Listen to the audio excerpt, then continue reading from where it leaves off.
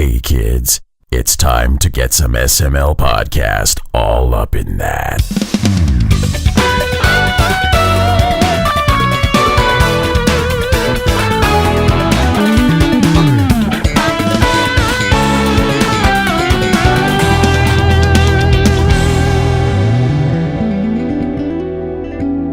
What's up, everyone? This is the SML podcast. I am your host, Joe. Joining me, as usual, the still diseased Cole Martin. How are you doing?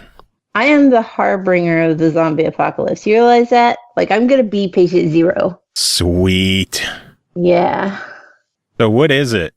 I have an upper respiratory infection. Nice. That is always good to hear. Always good to hear. But you're alive. Yeah, I am. You're alive. Well, that is the important thing. I would normally say I'm alive and kicking, but I have arthritis too, so I'm not kicking.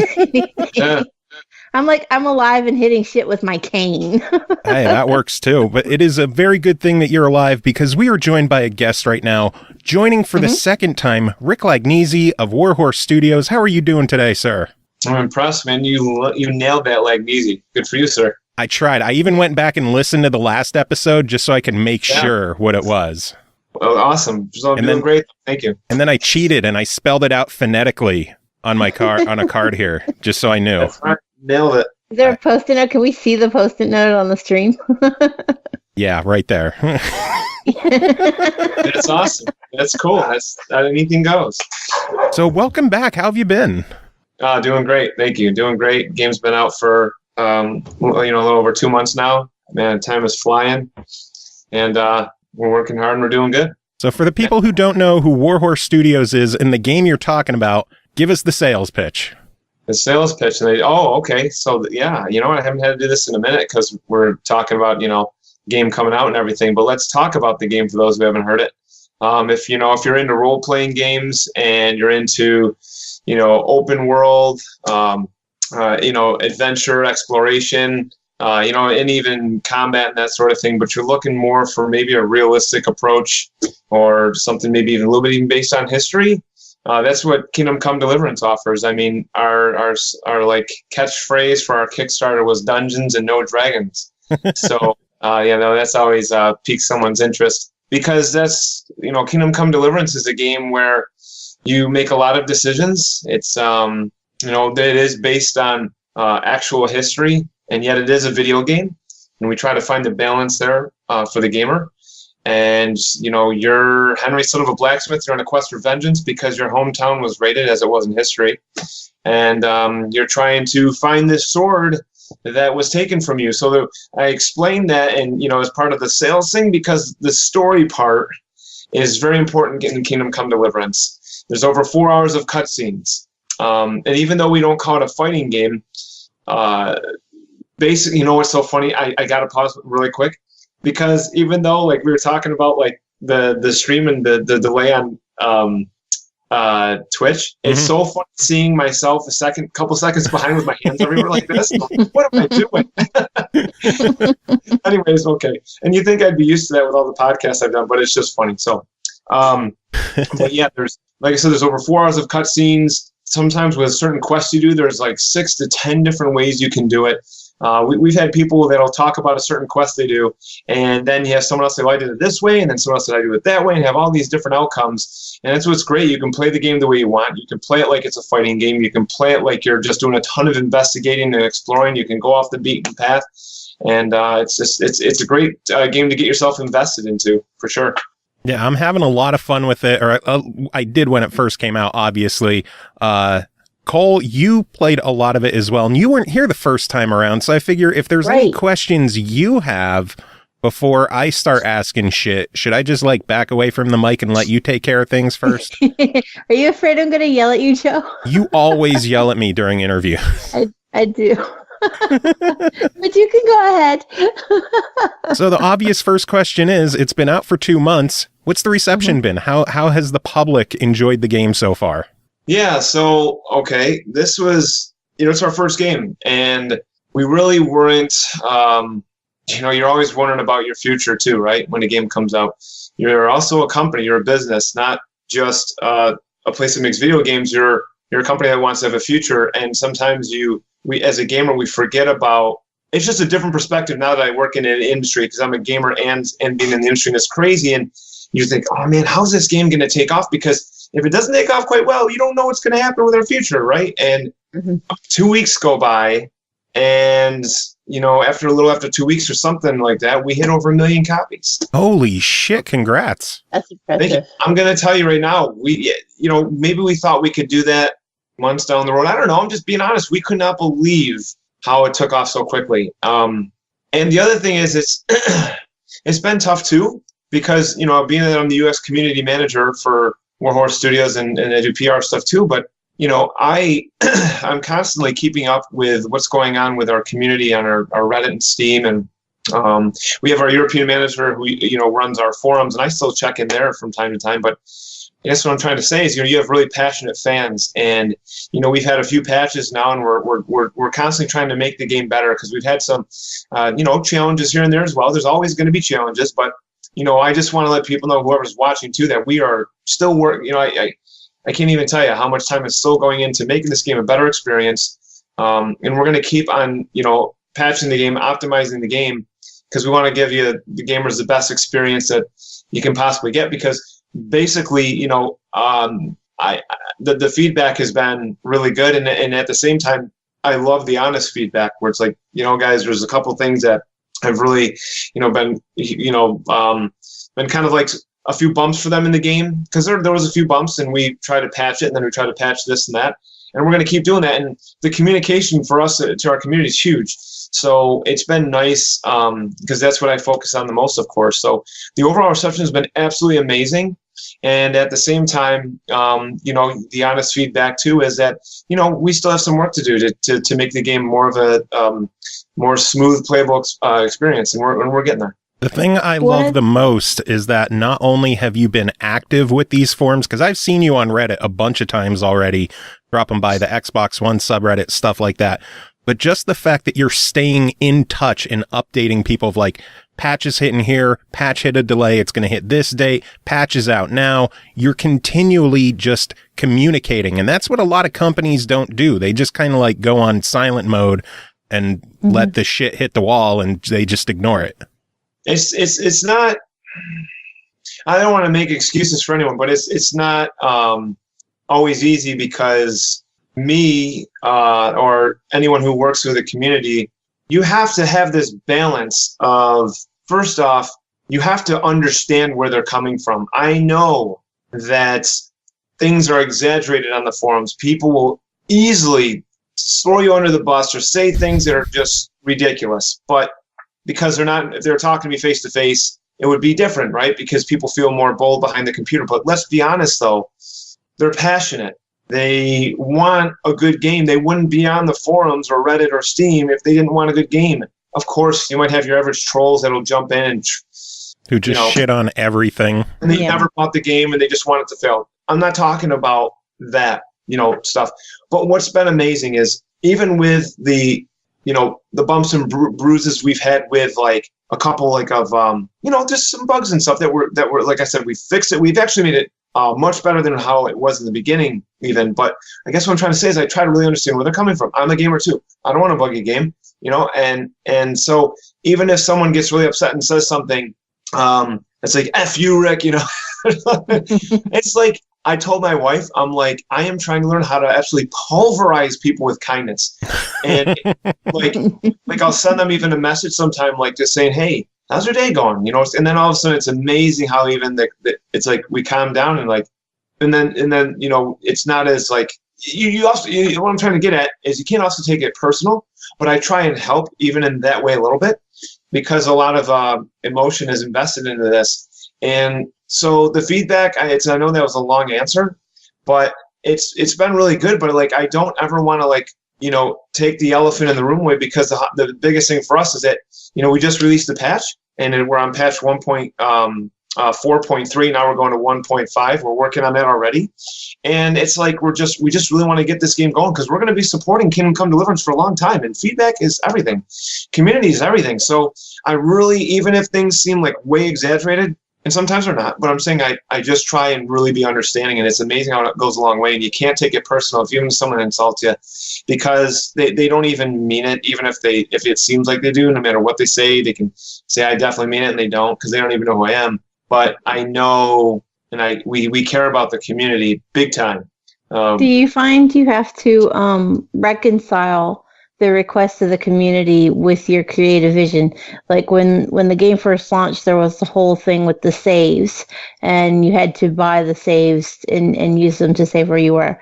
And a lot of people kind of rallied against that. Even I was kind of not a fan of it, but I didn't hate it as bad as some people did. But like, did you have to step back and go, we really wanted the saves this way, but the community doesn't, so we have to change something we wanted to make others happy? Do you have to reconcile with that, or sure? Do you because just go, fuck it, they want it. And well, here's the thing. Here's what I love about our studio is, like, we made a game that we really wanted to make, but we also couldn't have done it without the backers, right? Mm-hmm. We couldn't find an investor that would say, you guys are going to be successful without Magic or Dragons, because everyone says we wouldn't be.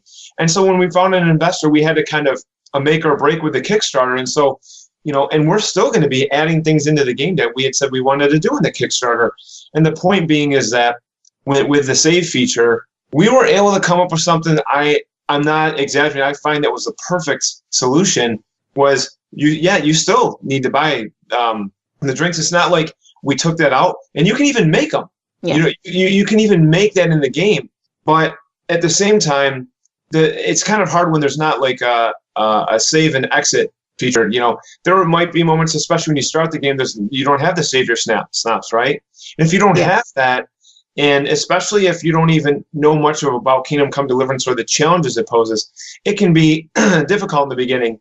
Real quick, do you want to explain what the save system is for the people who aren't familiar with it? Of course. So there's, in our game, we really want you to you have to stick with the decisions you make, because they're very important. Even in the smaller quests, you might make a decision that you might regret. And so if you just had it save all the time, then you wouldn't have that same impact in the game. Or, going to, you should save it, but you want to go at this bandit camp and attack, and all of a sudden you might regret that because you could die and you have to go back a little bit. Well, the ways to save the game was you could sleep once a day to save the game. Another one was by drinking, believe it or not, actually alcohol, shave your snaps. And when you drink it, it would save it on the spot. But it's not always necessarily easy to come by in the beginning. But then, you could buy them or make them in alchemy. You could even sell them to the right shopkeepers for good prices. Or if you have better reputation, the more money you make. And then it would also save during an important part of the game. So the challenge was, okay, fine and dandy, we'll work with that, Rick. But when you have to exit because you have to get going, now of course you could put your Xbox in sleep mode or PlayStation in sleep mode, right? And you could kind of go back to it, but at the same time, not everyone was able to do that, and we did have sometimes it was like it actually got stuck. And it's not always the most reliable feature either. Sometimes it could kill a game just because it feels like it. Right. So what we added in was a save and exit, which was interesting because you can back out, like you can save where you're at and come right back to where you were. But what we decided to do is let's actually have that save automatically delete. So if you do still make a bad choice or you die, you're still going to go back to the previous save point, not to that save and exit. That save and exit is just to keep you right where you're at, so you don't have to worry about losing your progress from the previous save because you had to exit the game. You only lose that if you kind of made a decision yourself that got you in that situation. So we agreed. We didn't think it was fair to not have that. So now, honestly, I play it all the time, even though I put tons of time in before the game came out, and I'm playing on the Xbox. So I'm playing just like anyone else on the console. I don't have any special version. I have the same version as everyone else. And I have 5 kids. So when I'm playing, and I really don't play during the day because, with my kids, but sometimes when a patch comes out or something, being that it's my job, I'll try and take some time to play right away so I can get this feedback from, listen to the fans, but see it for myself. And save and exit's kind of nice. So. Yeah. So, I have kids too, and so I was just like, when I was playing it for review, and I'm like, I really need to stop right now, and I kind of just can't. Yeah, and you know what? There's some things that I'm sure we'll end up, that we're going to end up doing that's based on fan feedback in the future and things like that, So we take all that, and I love it because I love this game, right? And I'm like, I love what the community's saying, and then I can bring it to the guys, and they're like, okay. And the guys and gals are like, okay, maybe we can. And it's so cool because I'm like, imagine playing a game you really love, and you can have a big impact on what happens because of the community, of course. But I also feel like I'm part of the community because I love the game. So it's so cool to be in that situation where you really love the game, because I honestly don't think everyone who works in the game industry loves their game. I mean, 100% of it. Can you imagine, like, you love to be in the industry, but then you're working on a game that's never your genre, but you still want to represent it well? I was like, no, I really love this game. I love Kingdom Come Deliverance. I was a big fan before it came out, so I love that I'm able to talk about a game I love and help make a difference and be more understanding because I'm part of the community just like anyone else. You know what I mean? If that makes sense. So. Oh, definitely. Yeah. I gotta say, I really enjoyed the save system. It kind of was a throwback to me to like the days of the original Resident Evil and save ribbons. So you couldn't just save scum your way through the game. Yeah. I love Resident Evil for that. Old school Resident Evil. Old school. Yeah, not the new stuff. Sorry. But. You mentioned that Kingdom Come is Warhorse Studios' first game. How does that pitch happen where you guys just sit down and go, we're going to make this giant ass game that takes place in 1420, as opposed to just going, you know what, let's make a fast game to start with. Yeah, like how do you decide that a game like Kingdom Come is going to be your starting point? And where do you go after that? Match 3 puzzler. Well, I mean, it's awesome that, our studio's in the Czech Republic, of course, and that's where the game is. That's where the history is, where it's at. Medieval Bohemia, which is modern-day Czech Republic. And Dan Vavra, the creative director, and Martin Klima, our executive producer, got together and came up with this idea. And they wanted to have an open-world, first-person role-playing game, that's based on history and even a part of their history. And it not just for the sake of the Czech Republic, but for Europe. I mean, what happened in 1403 in the early 15th century shaped a lot of the things in the world. I mean, it was where the Holy Roman Empire was going on. No one had ever made a game based on this point in history and the geographical location, ever.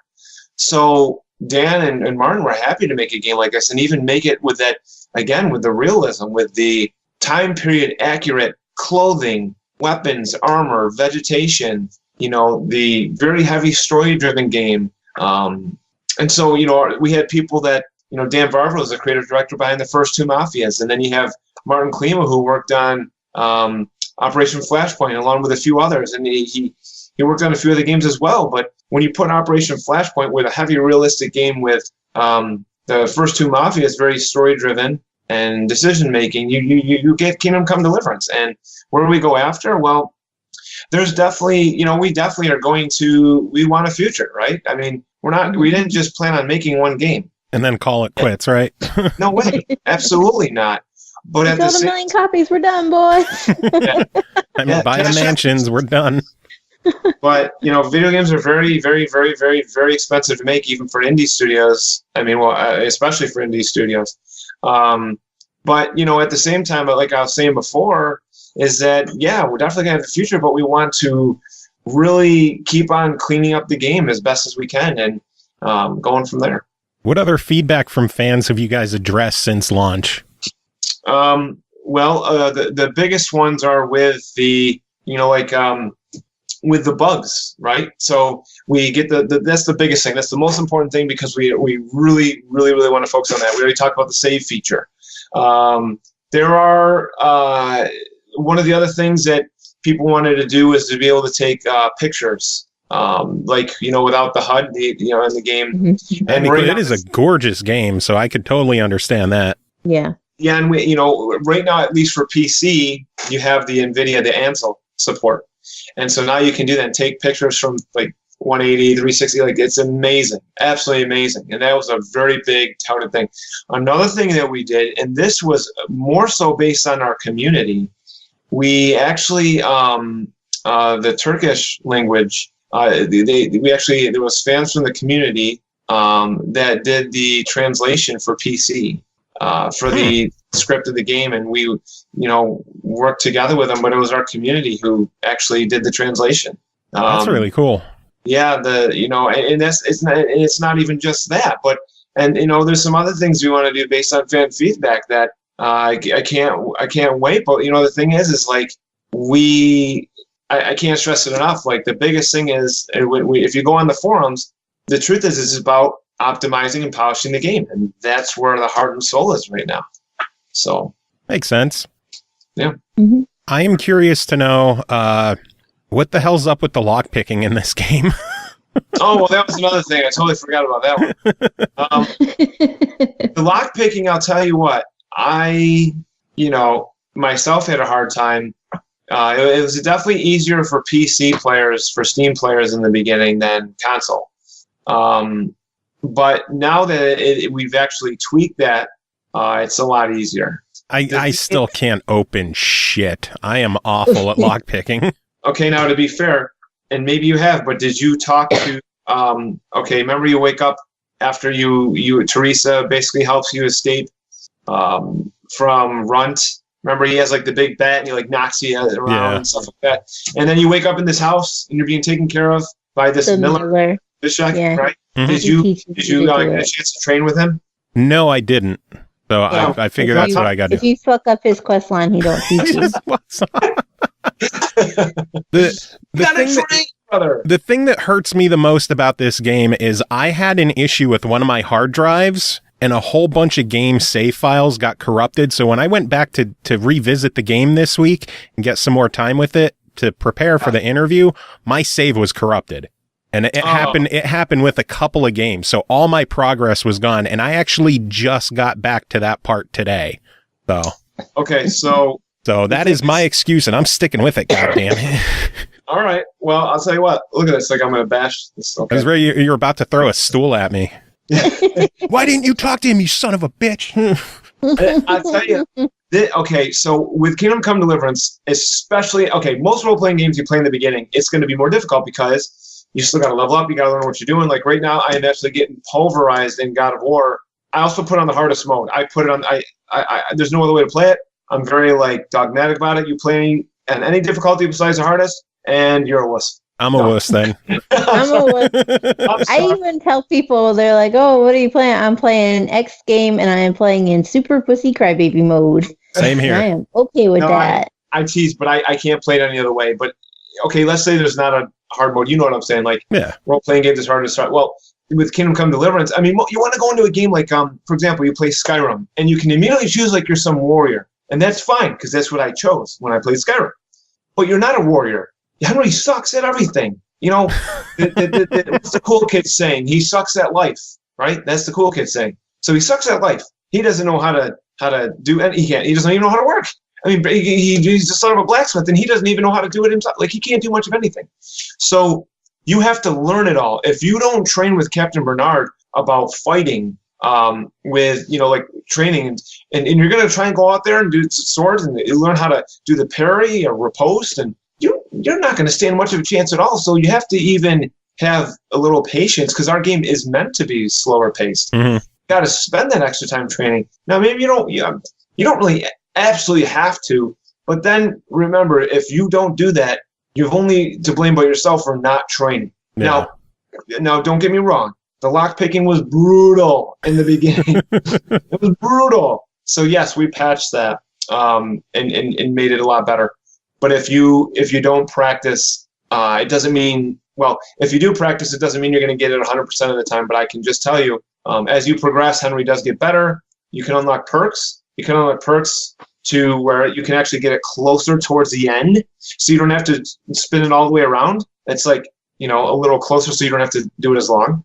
Lockpicks might not break as loud if you unlock backpick. I'm sure I'll still find a way to break every lockpick. I'll find a way to make it happen. Some people just aren't meant to pick locks, Joe. I guess I'm one of them.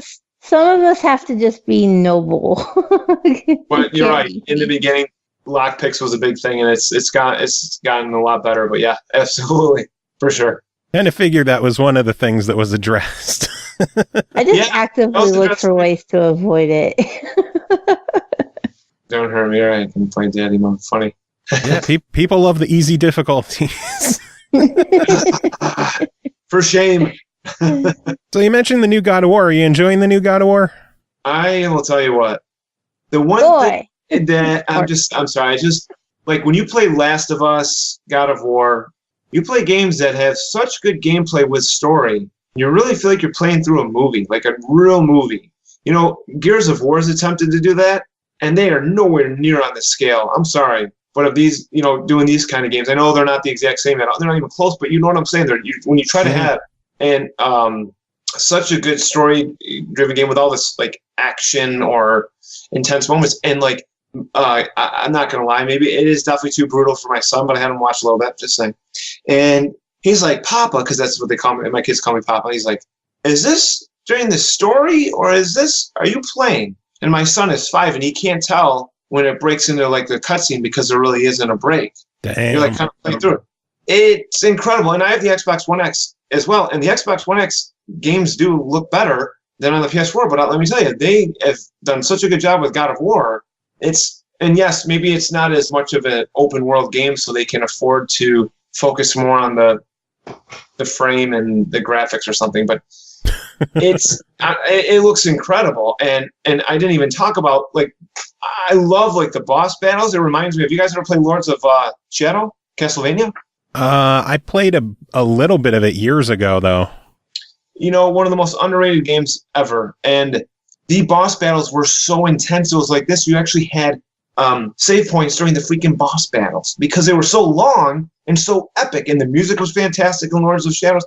And the story, what they did, not the second one, the first one was really good. Yeah, the second one was kind of trash. Yeah, it's too bad. But God of War just, and here's another thing. To be fair, I've never played the other ones. So even though they totally changed the style, you know, I'm like that kid that jumps into the Resident Evil 5 and loves it because they never played the other ones. But if you play the other ones and you're hardcore, they suck. Yes, I beat Resident Evil 5 with my brother. We tried it. And I can't say it like absolutely sucks because we would have just stopped. But Resident Evil 6, no thanks. And I still can't get in Resident Evil 7. I just can't get over the first-person thing because it was based on third. No. From the get. I still want to give it a chance eventually. But God of War, just incredible. I wish people took their time more with games like that, with that kind of brutal combat and the challenge and the story, and put that all together. And The Last of Us and Kingdom Come Deliverance. Nice throwback there. yeah. But it's fantastic. I love it. I really need to fire that up. I'm one of those idiots that buys the collector's edition of games, and then I'll put it in the system, and then I'll get distracted by something else. And God of War is still sitting in my system waiting for me to fire it up. You're not the only one. I still have Horizon Zero Dawn to play. Same. Uncharted 4. I haven't finished the Phantom Pain. I mean, I still got to go through the Metal Gear. Oh my goodness. I want to get into the Evil Within 2 because survival horror games are some of my favorite of all time. Oh, you and Cole get along really well. Indeed. I don't think I'm ever going to catch up. Like Wildlands, I normally don't care and I want to play multiplayer, but now I'm getting older and I'm not that good at multiplayer anymore. So I'm just, hanging, chilling in the campaign and but I go back and forth between that, God of War, obviously I'm Kingdom Come, and what's the other one I've been playing? Oh, I got through the epilogue or the beginning of Far Cry 5, and that might stay that way for a long time. I don't know. I was excited because I had enough time to put an hour into Far Cry 5, and that's the first game that I sat down and played for me and not for the show in quite a while. Oh, it's amazing. I'm always so busy with this show. Get to choose what you want to play, because I don't remember what that's like. I just sit every week and check my DMs and I'm like, okay, you're playing this, and this. And I'm like, okay. And half of those are from me. Yeah. I don't know. I mean, it's like, I don't know. I don't like to, if I play any games during the day, it's because the kids are going to watch. And if they're going to watch, it's usually not going to be a game with intense violence. Like I tried to do that a little bit today with God of War. Bad idea. I was playing against this boss battle. I don't want to give it away because you haven't played it. Oh, that's fine. You can spoil it for me. Well, it's in the beginning of the game. All right. See, it's not even a spoiler then. It's not. It's technically like the second boss battle. You snap the guy's neck at the end. It's like, oh, my kids, I'm sorry. It's not like I want my kids sheltered, but they don't need to be exposed to this blood and gore stuff now. What the heck's wrong with me? So anyways, I try and play my games at night, and then, I spend time with my wife, and then sometimes I just fall asleep, and I'm like, you see the grays here, right? I just shave, so mine aren't showing up that well, but I'm getting them on the side of the head quite a bit. Yeah, side of the head. At least I got, but who knows? I got nothing up top. So you could brag about your head of hair. I ain't got shit up top. Okay. I got my first gray hair when I was 14. Whoa. Oh, God. Yeah. I remember I was in history class, and like one of my friends was playing with because I have red curly hair. And so everybody just wants to touch it. I guess they think it's going to feel like fire. So you mean it doesn't?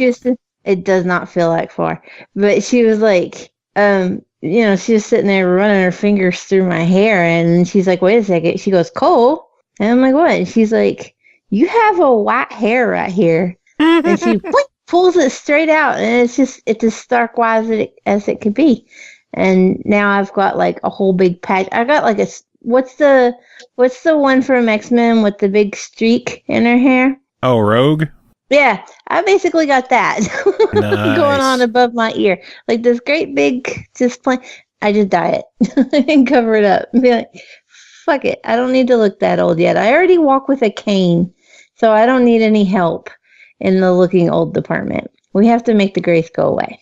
Yeah, it looks like No Time for Games is right on the same length with me here. Mid to late 30s, that's me. Yep. I just hit 37 last month, so I'm getting up there as well. Yeah, I turned 35 in February. Crazy. We're young, but we're old, Yeah. Remember when we were young and we thought we were going to be young forever, and now we're getting older and we're like, get off my goddamn lawn. I was playing like tackle football when I was 25, still going at it, and then I tore some cartilage in my feet and my left foot, and then I tore some on my right foot, and then I never been the same.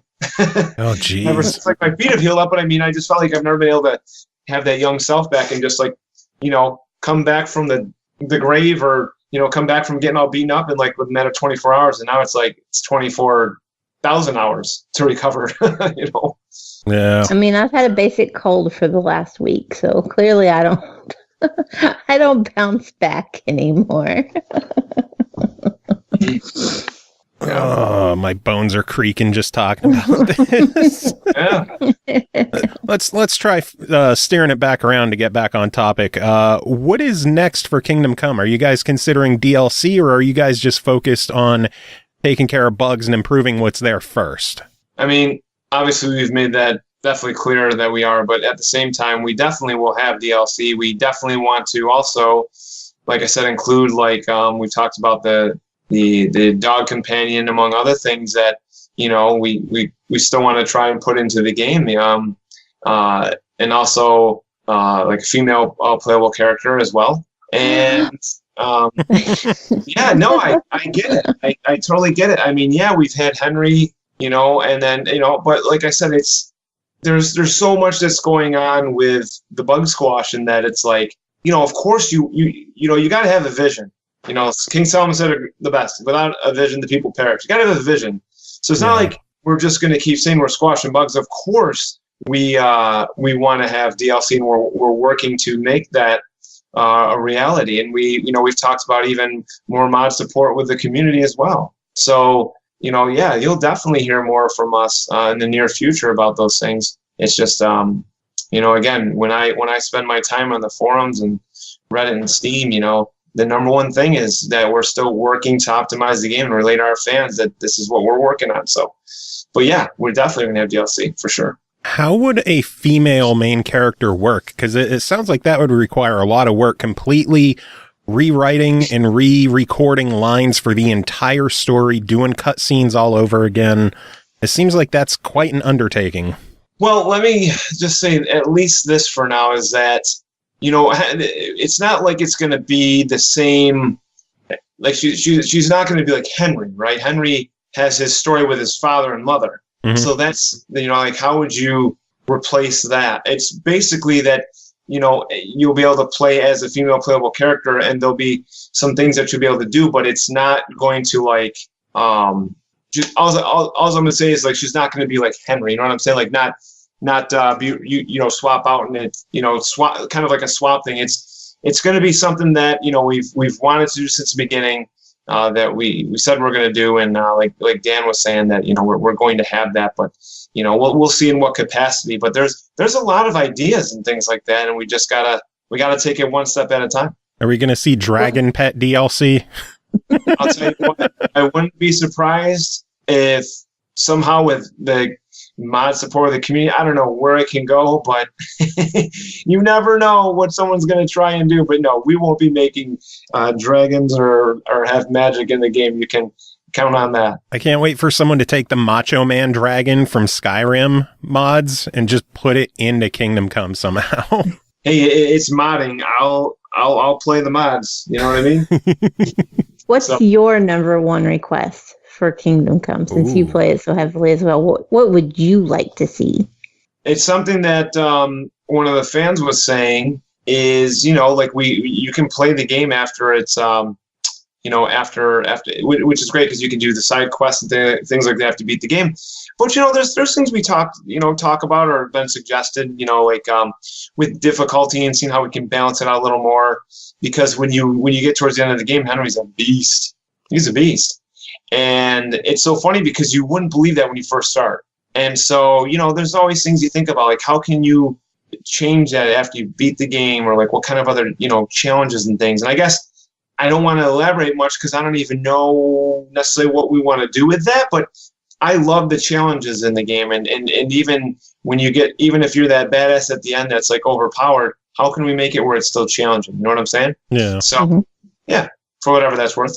I love the challenge. Just like I told you, I like Dark Souls, one of my favorite series of all time. I played all the Dark Souls. I didn't play Demon Souls. I played all the Dark Souls. I played the Bloodborne. I know they're going to talk about another Bloodborne at E3. I'm a glutton for punishment. And yet, it's so funny though. Like, that's why this game is so great, because then people could get this impression that it's just some super hard game and you barely stand a chance unless you're a glutton for punishment. That's not true at all, because you don't need to play it like a fighting game. You can do just a ton of investigating, exploring. You can go through the whole game with basically almost without killing anybody, and that's what's awesome, because you can even take it and be laid back. You can try and be that thief, or you can try and do all sorts of things. And I know I went off on a little tangent there, but just to clarify, it's great that you can really play it the way you want to, because you don't have to be the warrior like I like to be.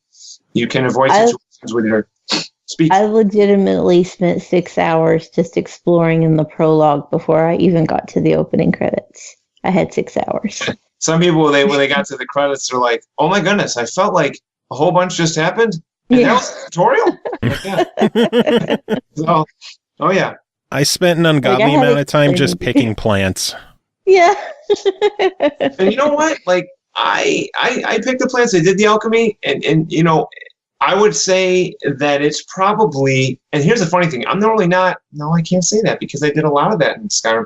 In fact, I got way too powerful with the alchemy, and also getting the better equipment with my Daedric armor and stuff. It wasn't, whatever, everyone did that, but like the alchemy in our game is really intense, and as much as like I normally, with the exception of Skyrim, don't do that in games, it's just awesome. You have to cook it for the right amount of time. Sometimes you boil it or let it go to where it chills. You got to obviously put in the right ingredients, and when you don't put all the ingredients in at the same time, sometimes you have to boil, then you have to let it chill, then you put in the rest of the ingredients, grind it. It's awesome. We really focus on the immersion to make you feel like you're actually there in medieval Bohemia, and that you're actually doing these things yourself along with the alchemy. It's just awesome. So, yeah, it's not just easy mode like a lot of games do. No. Oh man. So Cole, what other questions do you have? I know we've been chatting for a while. I don't want to take up all of your night. So Cole, do you have more questions to ask? No, I think I've nailed most of what I had on tap. Let me down here. I'm giving you the floor. I'm giving you the floor, and you're just Shutting it down. I only have questions when you're trying to interrupt me. Or it's like, man, I asked Rick a question, and he's going to answer it 50 different ways, and then we're going to be here another hour. Hey, works for me. That, I am okay with that because that saves me from having to come up with shit and yelling at Joe to shut up so I can remember my question. I actually think people really do like to interview me, especially if they couldn't come up with a lot of questions because I do talk way too much. So then it makes it easier because you only really have to have like 2 questions, and that's like a half-hour thing right there. Question number 1: how are you doing? 30 minutes later. Okay, that was a good chat. So after 30 minutes, okay. It's like, what is it? Have you seen the An Evening with Kevin Smith videos at all? No. There was one video that he did. It's pretty much just like a Q&A session he'll do, kind of like a mix of stand-up comedy, telling stories, and taking questions from audience. And the one asked what it was like working with, I think Bruce Willis. What's it like working with Bruce Willis? Something like that. And he spent an hour and a half answering one question. And that was it. That was the whole special. One question. Because he just kept going on tangents and just like he was talking about Prince near the end. And, like it had nothing to do with the actual question. He just kept going on different branches and different paths. It was really fun to watch. That sounds like a normal conversation with me. Wow. So I'm not the only one. Cool. Oh no, I totally like we've had to edit some really weird shit out of shows because I just go. I don't think I actually edit your tangents at all. That might even be the worst part is if you just let everything. I know like one episode a couple of weeks back, you could basically, if you listen to what I'm saying and write shit down, you'd probably get my entire address out of it. Cool. What was that with like Raccoon Road or something like that? Yeah. That's the kind of show we do, Rick. That's what we do. You just do what you do. That's fine.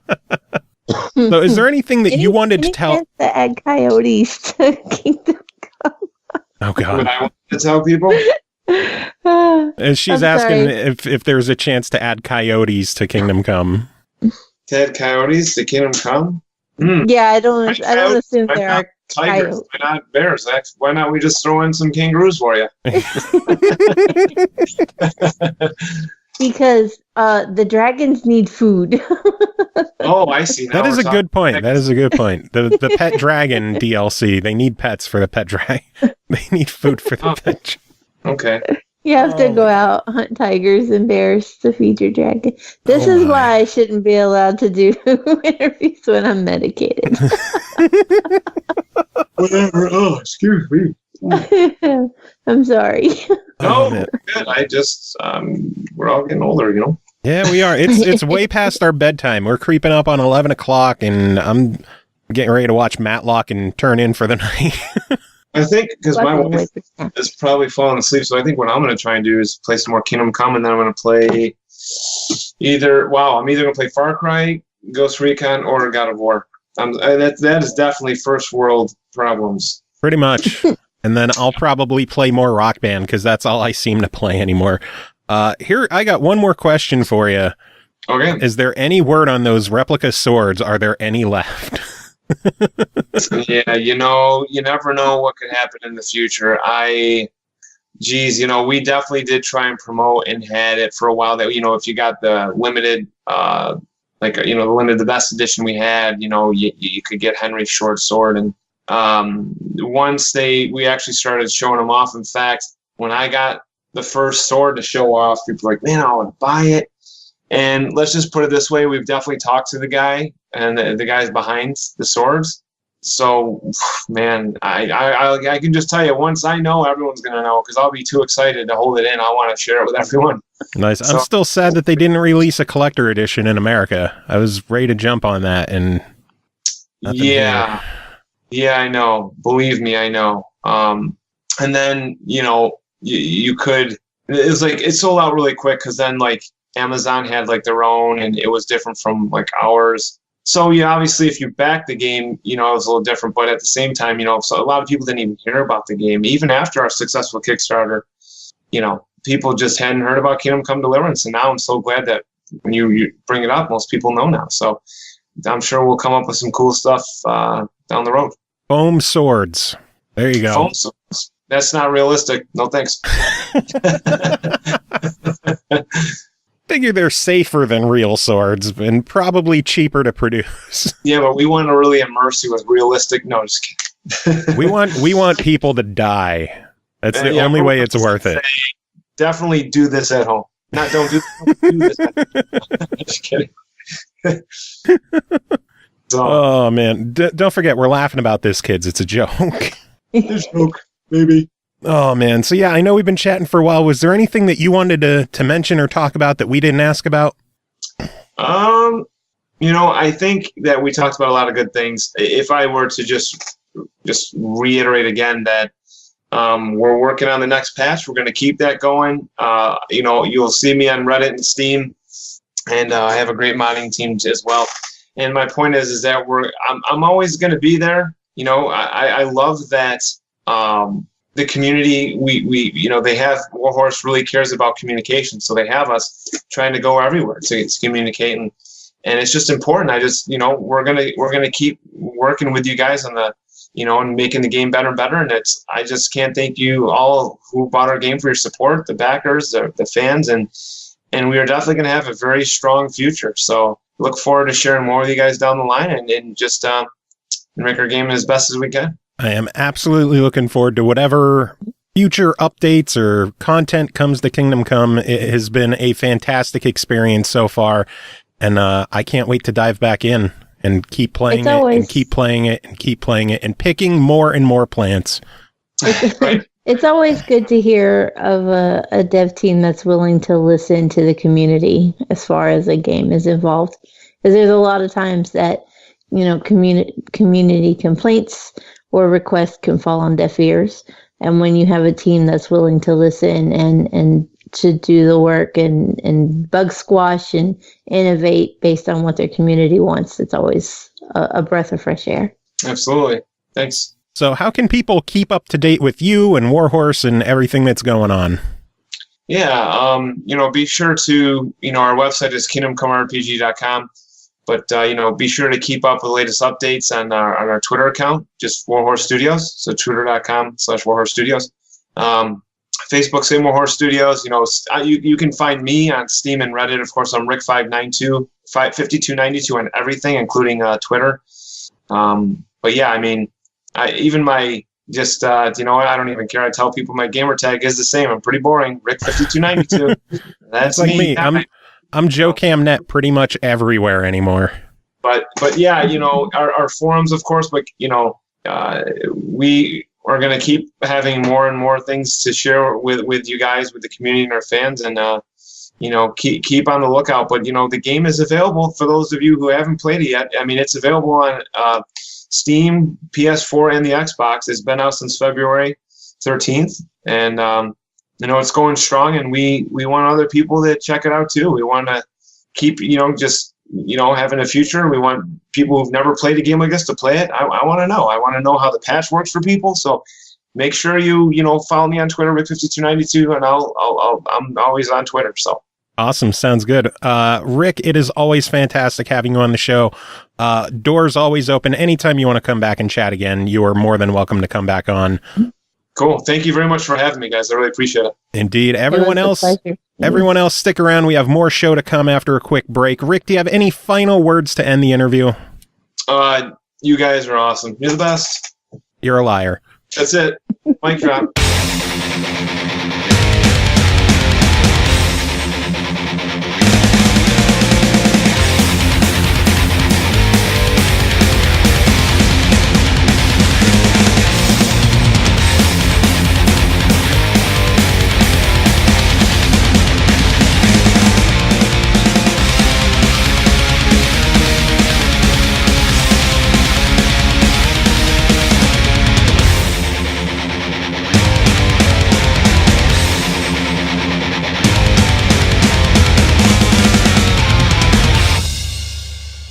Welcome. Oh my god!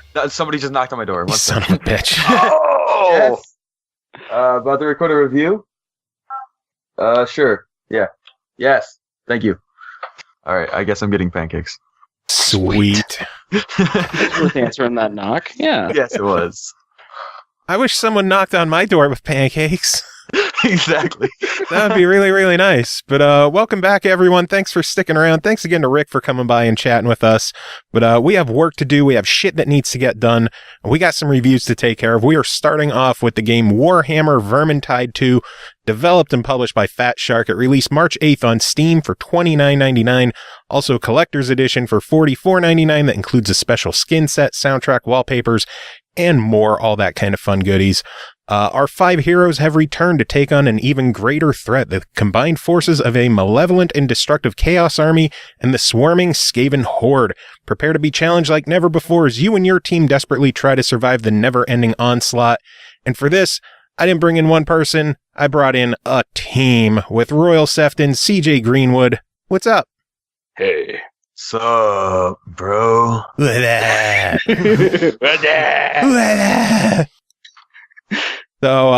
Vermintide 2, who wants to start? It's lit. we need more than that, CJ. CJ, you start. Damn. Okay, well, if you don't know what this game is, 1, you've been living under a rock, and 2, it's a first-person shooter / hack and slash game. 2 slashes in 1 sentence. That's how important it is. Nah, it's pretty fucking good, though. It's like you fight a bunch of rats, and you're some, like, people. Like, there's a dwarf, a wizard person, which I like to play as, just like in the first game. I do not switch my paces. I like what I find, and I find what I like, and then I stick to it. Hey, makes sense. Then there's 2 people that are basically the same, but they have some different powers, I guess. They're both, like, just standard-ass people with swords that are probably both 6 foot. People. Captain Average. I don't remember either of their names, but I know that they were complicated. It's good to see that you still have a way with words, CJ. I'm glad that you can see that. It's basically the same game, but they made it much harder. As both of us can attest to, we were getting our asses whooped. How did they make it harder? Things just do damage more. Like before, on the easiest difficulty, you could get through that shit pretty easily. Nowadays, it's like you put it on the easy difficulty recruit, and they're like, ha, nah, fam, you're actually playing on hard. It was really fucking hard, though. We were getting killed. Yes. Yeah, and things would turn south fast too, especially at the very end of one of the missions. You know, you'd have to complete some quest, you know, align the crystals or stir the pot or whatever the hell it was. And when you're about halfway through that, suddenly just 8 metric tons of whoop ass comes down on you. And I mean, it's hordes and hordes and hordes of rats, but there's much more than that because, you know, a lot of the comparisons that this game's received have been kind of like Left 4 Dead 2 with swords. You know, you've got your specialty units, and those seem to really come and screw you up in a big way. So if you're not expecting it, you're sitting in a cloud of gas and you're dead, for example, just boom.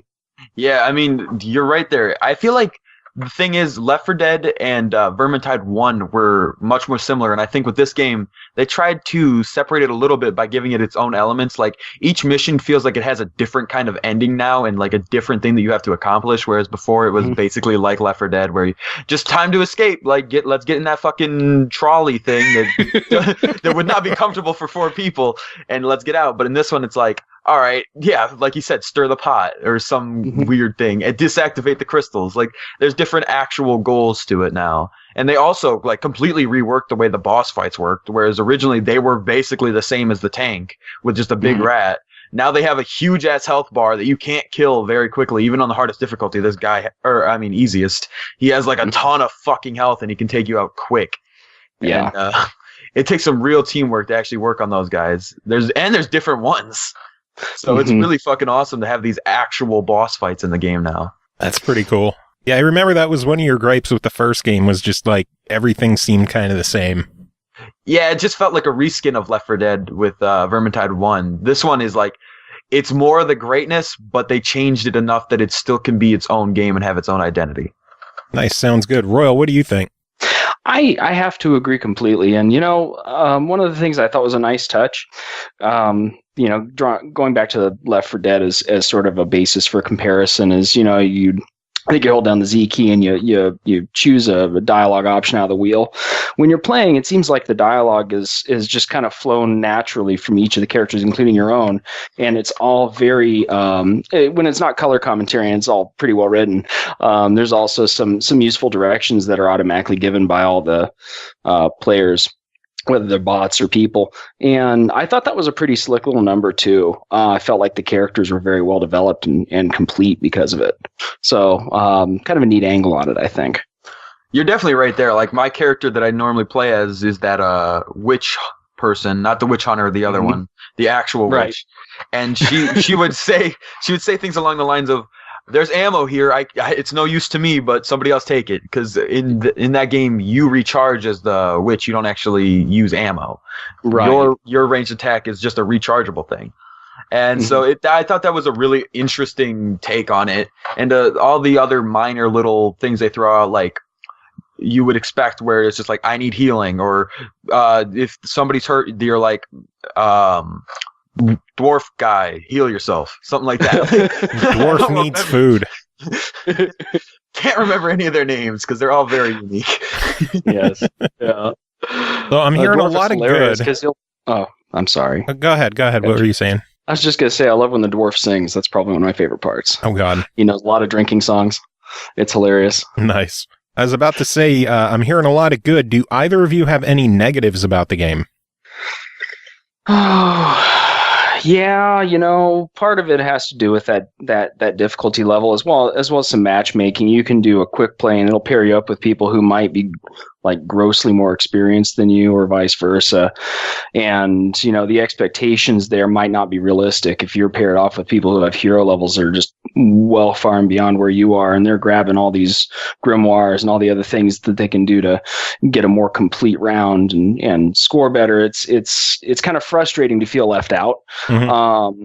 And I think that's kind of, endemic of any multiplayer co-op game where you're jumping in and there are people who are much more advanced than you when you do a quick play or a random pairing. The other thing I would mention is a possible negative, and it's more of just, manage your expectations.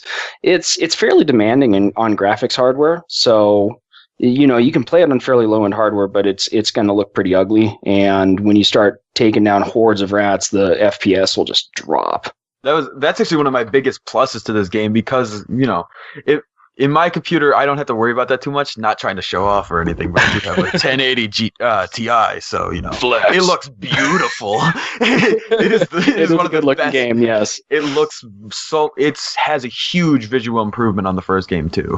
Like there is so much detail that goes in even minor rats that are like pointless little enemies, and yet that you'll only see on the screen for like a second before they're dead. But they still put a lot of detail into those little things too. Although don't be taking that the wrong way. They could fuck you up quick too. Like I said, your health, that is a negative I agree with him on, is that I think it is a little too difficult to start. I feel like at least the beginning, the first few act should be a little bit easier and scaled down a little bit more for lower end players. And then if they want to change that to higher difficulty, then make it hard. Yeah, it makes sense. But as it stands, the beginning is a little too tough. Once you can get some good gear and start leveling up, it's not too bad. But at the beginning, it's rough, and we failed our first 2 missions before we finally were able to complete one. Absolutely. Well, I'm proud of you that you were able to complete one.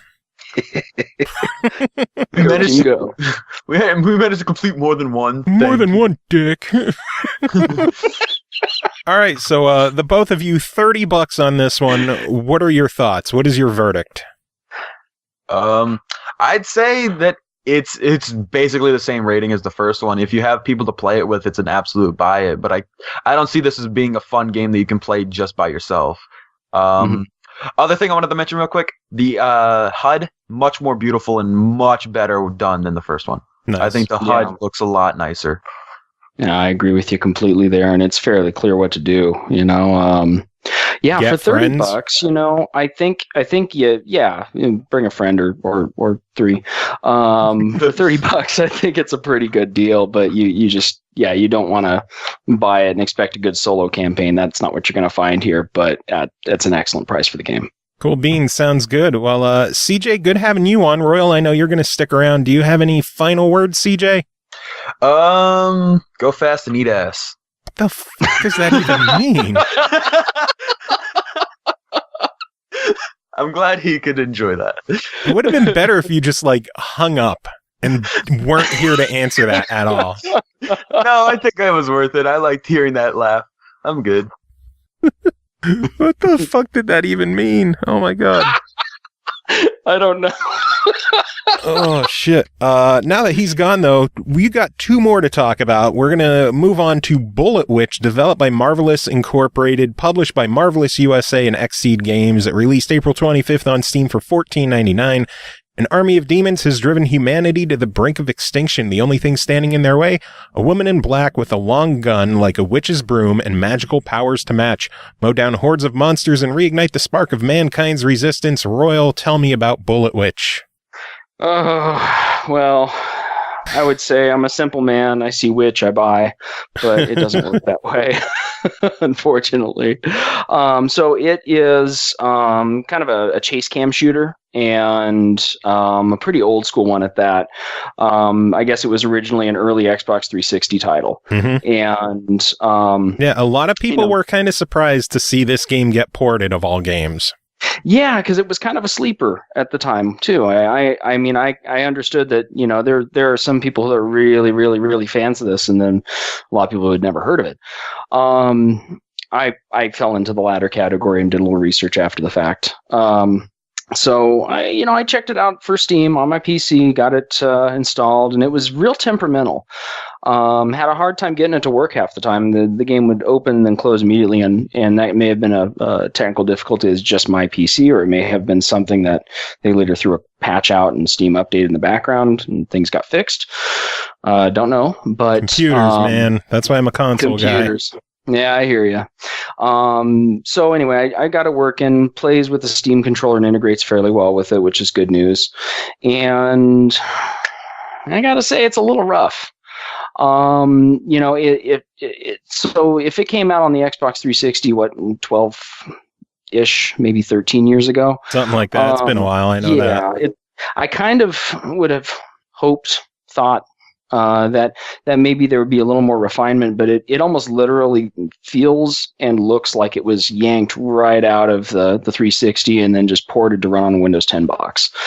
So visually, it's very early PS2, early Xbox, not even 360 era looking to me, kind of grainy and stuff, and even with some upscaling and other tweaks, it doesn't have a good visual appeal to it that really says, even prior generation to me, which is kind of a shame to say, because I mean, the art style isn't all bad. The main character looks good. A lot of the enemy models, they look fairly decent, if a little samey and consistent. The environments are neat and a little lacking in detail, but not terrible. I think it's just that the whole thing feels a bit unpolished. A bit rushed, and with that kind of turnaround time, I don't think rushed is really what you're hoping for. So it's kind of I guess I was looking forward to it being a little better than it was. Is the action fun at least? It's okay. I think for me, it started to get a little bit monotonous, and part of what worked well for it is once you figure out the controls. You can sort of somersault or flip out of the way of enemies, and you kind of get used to the aiming after a while. But it doesn't really seem to reward precision very much, which, since it's kind of console controller based, maybe that's a good thing, because I'm terrible at aiming with a controller in a first person shooters and even some chase cam shooters. I think Resident Evil 4 is like the one game that I consider the gold standard for that, where I was able to aim pretty well. But the action style is quite different there too, so that's not really a fair comparison. For me, I mean, it was kind of like just get the reticle on them. It changes to the color red that says you're targeting an enemy. Hold down the trigger, fire, and you'd think there'd be a little more strategy to it in terms of like timing your reloads and stuff, but it never really felt like it mattered. I could just exhaust all the bullets in the gun, let it reload while I'm being shot at, and I'd still have plenty of health and time to remedy that situation too. So it was just a little bit monotonous in the end, unfortunately. So Vermintide was a bit too hard and Bullet Witch seems a bit too easy? Yeah, once you get used to the controls, I think that's probably a fair assessment. Yeah, I mean, if you walk into a crowd of enemies and they're all shooting at you at once, you'll go down quickly. So, I don't want to say that it's so easy that it's completely and totally a walk in the park. But, if you keep your distance and don't try to jump into the middle of a crowd and take them all down at once, you're probably going to have a pretty high rate of survivability. Turning around and pivoting was the hardest thing. And so if you're surrounded by enemies, you'll go down fast. But if you keep your distance and you're able to kind of keep them all at one angle, then it's a lot easier. Yeah. Then there's some other enemies, like they're tanks, and then there are these floating brain creatures. I think they're called Geists. They seemed like they were a lot easier than I expected them to be. The tanks, because you basically have an insta-kill spell to take them down. Oh, God. And the Geists, yeah, you have a lightning spell basically, and it just destroys them, one hit kill. You can only use it ever so often, so you got to charge up. But by the time I encountered the next one, I was already fully charged, so it wasn't like you had to run and hide for a while or anything. So it's again, it feels like even the pacing is a little bit rough and not real planned out, but. My review of it may be a little contentious for a couple reasons. Like I said, it's an older game, and also there is a cult following for Bullet Witch. Mm-hmm. No disrespect intended to the folks that have that sort of nostalgia for it. It may very well be exactly what they're looking for. And I will say one big positive it has on Steam over the original Xbox release. It's not a $50 game on Steam. It's only $15. That's true too. They at least priced it appropriately, I think, for what you're getting. So I got to give them that too. So for that $15, what is your official verdict? It's a try it for me. It wasn't really my cup of tea. I felt like, again, I would have liked it to be a little more dynamic, maybe a little more challenging in its approach, but it's definitely not. It's not terrible. It's not that great in my opinion. So. Check it out, watch videos, get a feel for whether or not it's something you'd enjoy. For me, it feels a little unfinished. Cool. Sounds good. Well, you got one more to talk about. That is the newest DLC for Dungeons 3 Lord of the Kings, developed by Realmforge Studios, published by Kalypso Media Digital, released April 20th on Xbox One, Steam, and PS4. For $4.99, the great king Arcturus returns from his quest with the Holy Grail in tow, only to find out that someone has devastated his city of Stormbreeze and the rest of the kingdom. He immediately set about recapturing the lands, but he hadn't reckoned with the always has the last laugh evil. Royal, tell me about Lord of the Kings.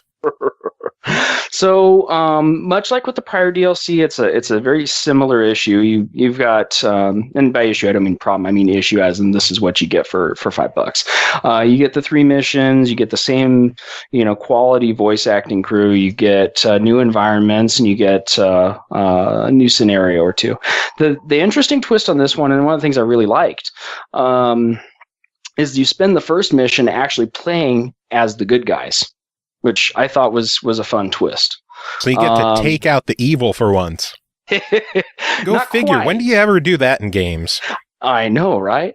Well, in Dungeons 3, that is unique, to be fair. But yes, no, you start overland, and it's pretty much it's not really base building quite as much as it is just overland combat and resource management.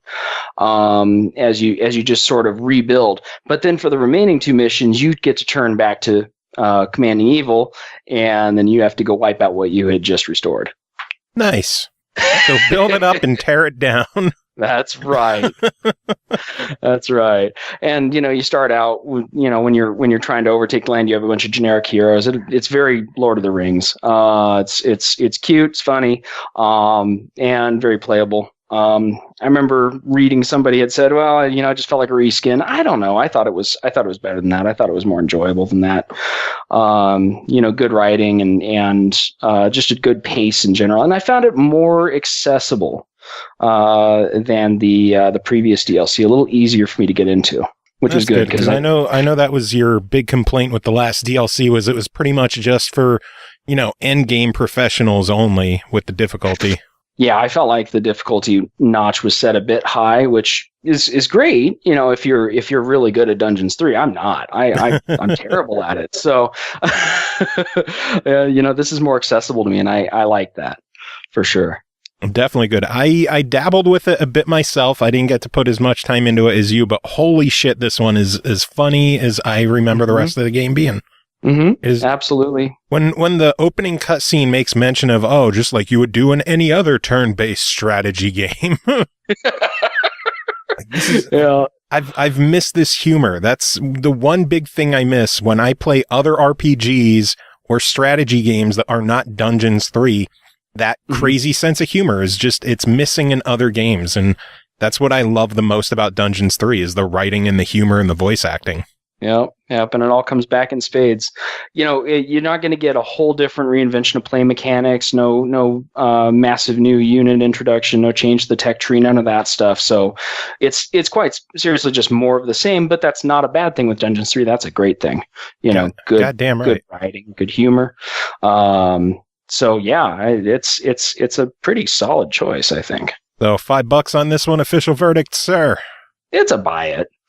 Damn it would only right be a try it if you don't want more Dungeons 3, and And if you don't want more Dungeons 3, who are you? Why? Exactly. Especially for only $5. How much DLC comes out these days at only $5? Mm-hmm. Most DLC anymore is like $10, $15. Get a season pass for $59.99. Like, no, $5 DLC. Fuck yeah! I got a new hat and a sword. Yay! My hat has ears on it. No, I think for $5 it's a good deal. Absolutely. Cool. So overall, a fairly solid batch of games with you and with CJ as well. Mm-hmm. Absolutely. Vermintide, Bullet Witch is good for fans of the original game, and Dungeons is good for everyone. Mm-hmm. You betcha. Good stuff. Royal, always good having you on chatting about this stuff. Do you have any final words? No, I cannot think of a single thing, and I can't think of any AC/DC lyrics to shout. None? None. Big gun!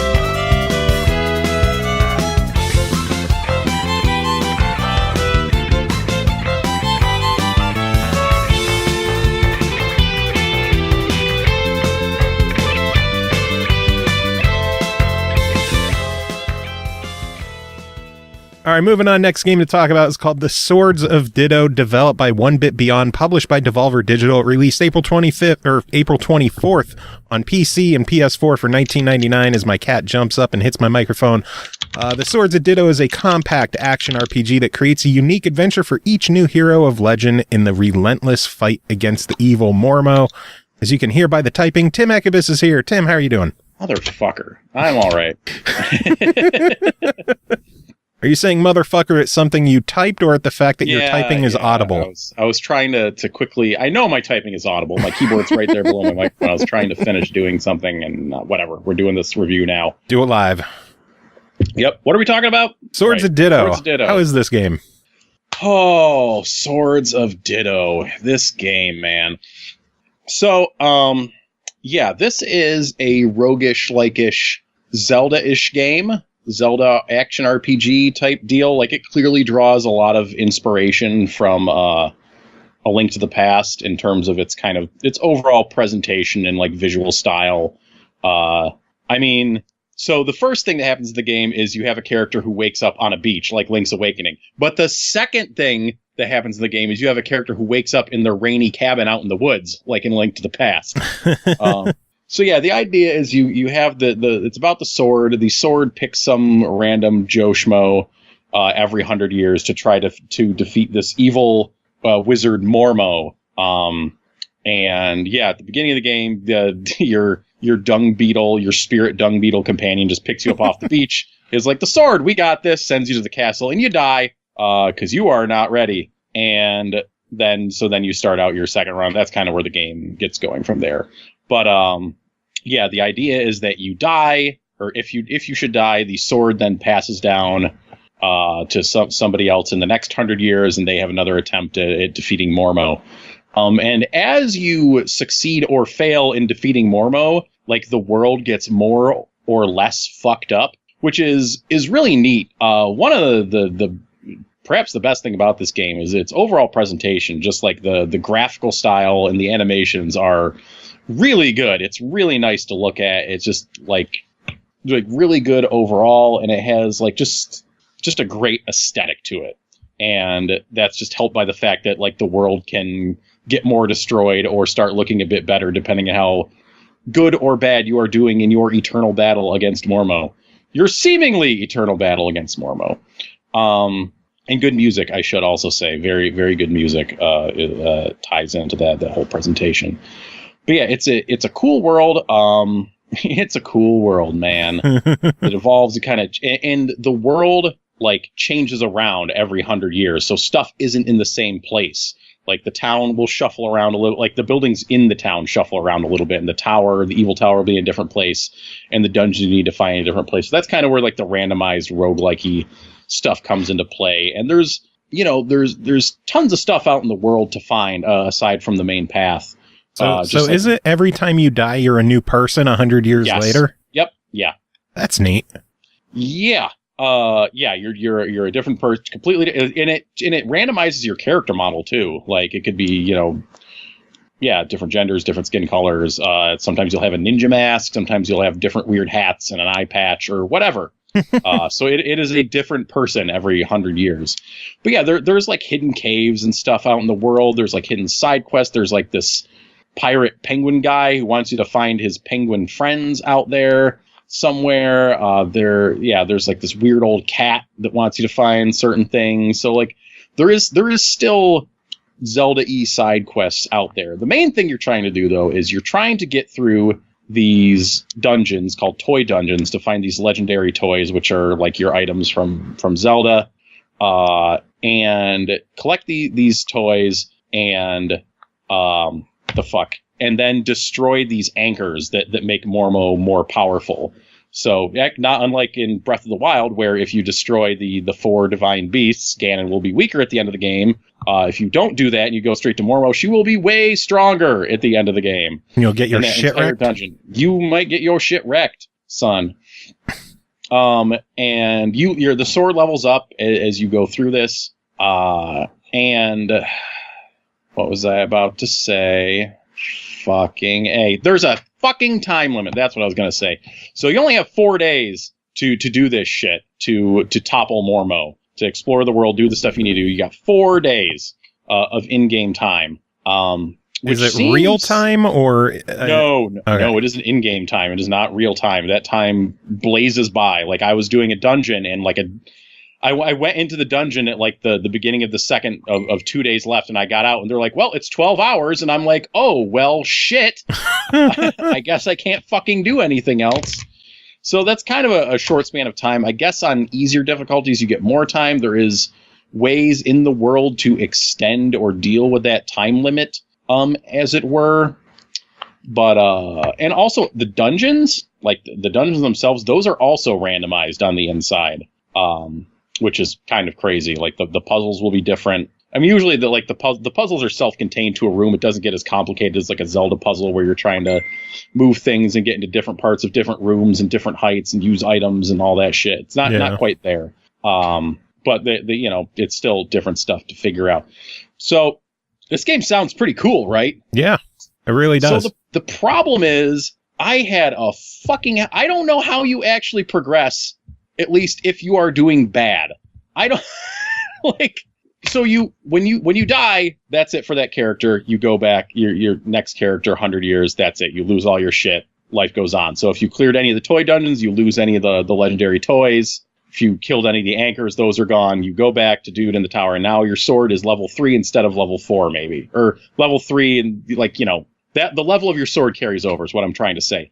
But this is where the game aggravated me and drove me insane, is that the first time I got to a dungeon, the dungeon's like, okay, you need to be level 2 to get in here. And I'm like, sweet, I am level 2 because I wandered all over the fucking map before I came here.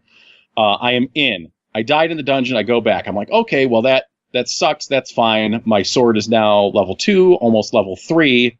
That's fine because I'll be stronger than everything, right?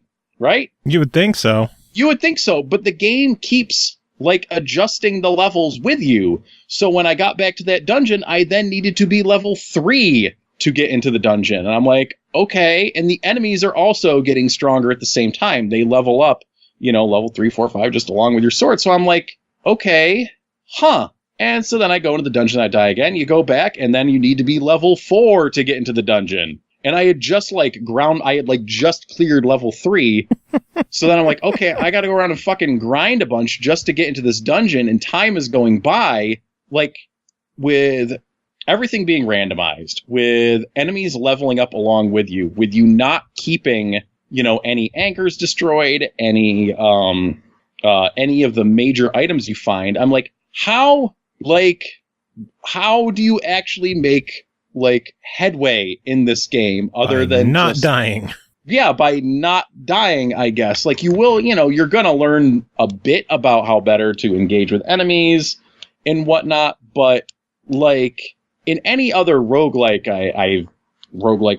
game I have played, you progress. Even when you're failing, you might progress incrementally. And I thought that's what it was going to be. Oh, well, if nothing else, the sword is leveling up. So eventually I'm going to be able to tear through those early dungeons, tear through the early enemies, and, see more of the game.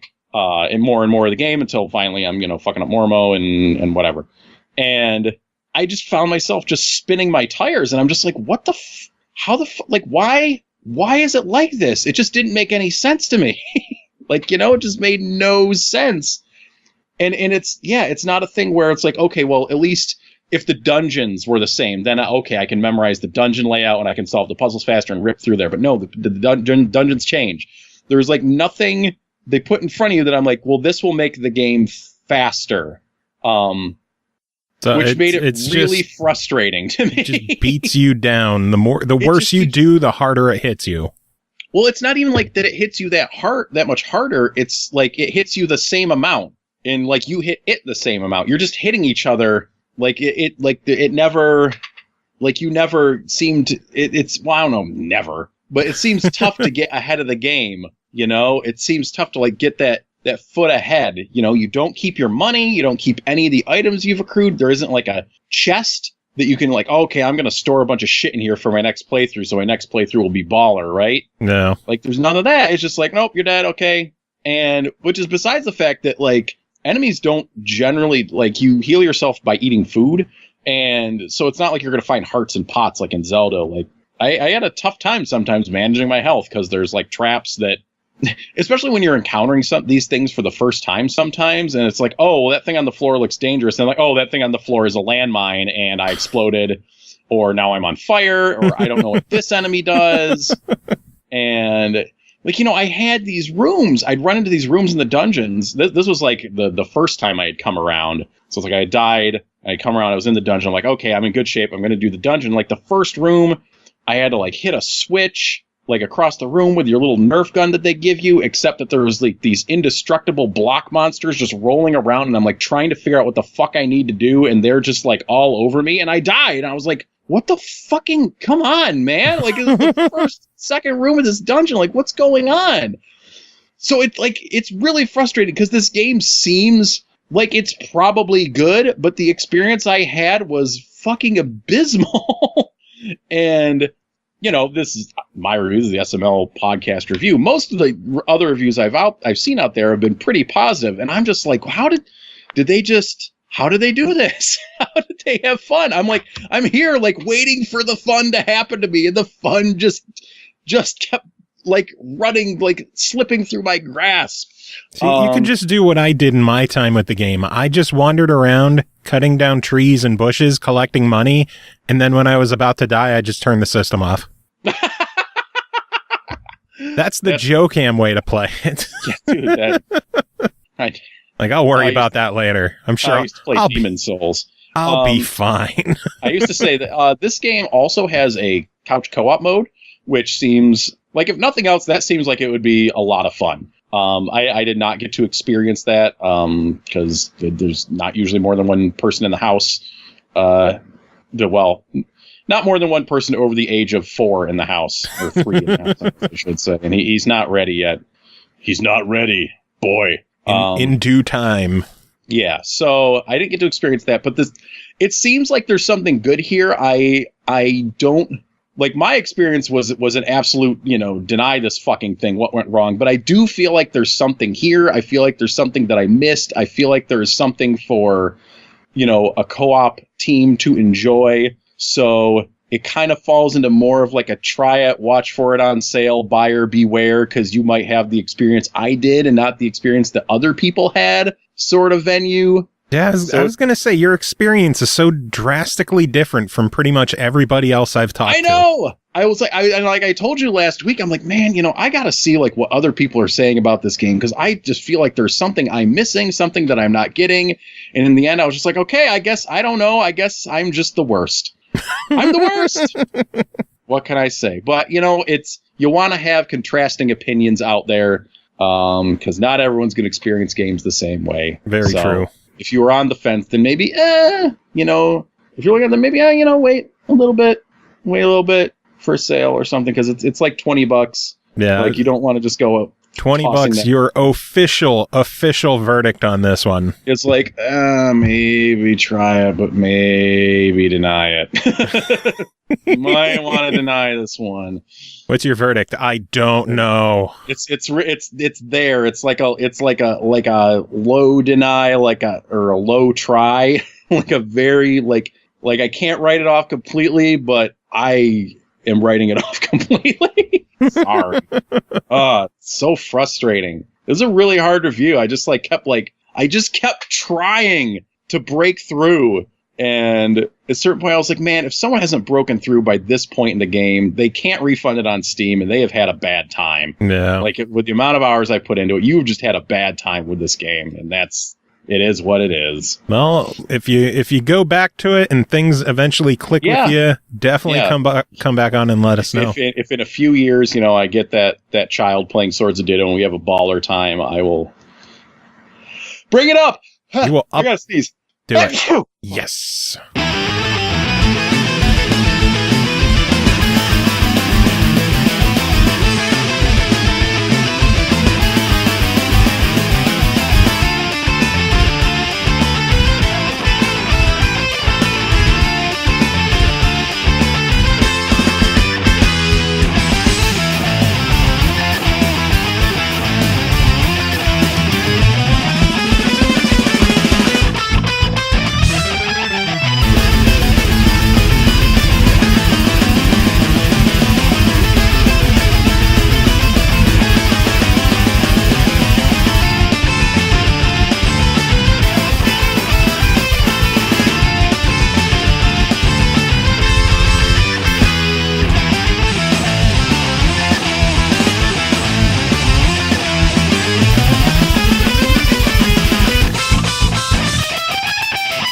All right, moving on. Next game to talk about is called Lightfall, developed and published by Bishop Games. It released April 26th on the Switch and Steam for $14.99.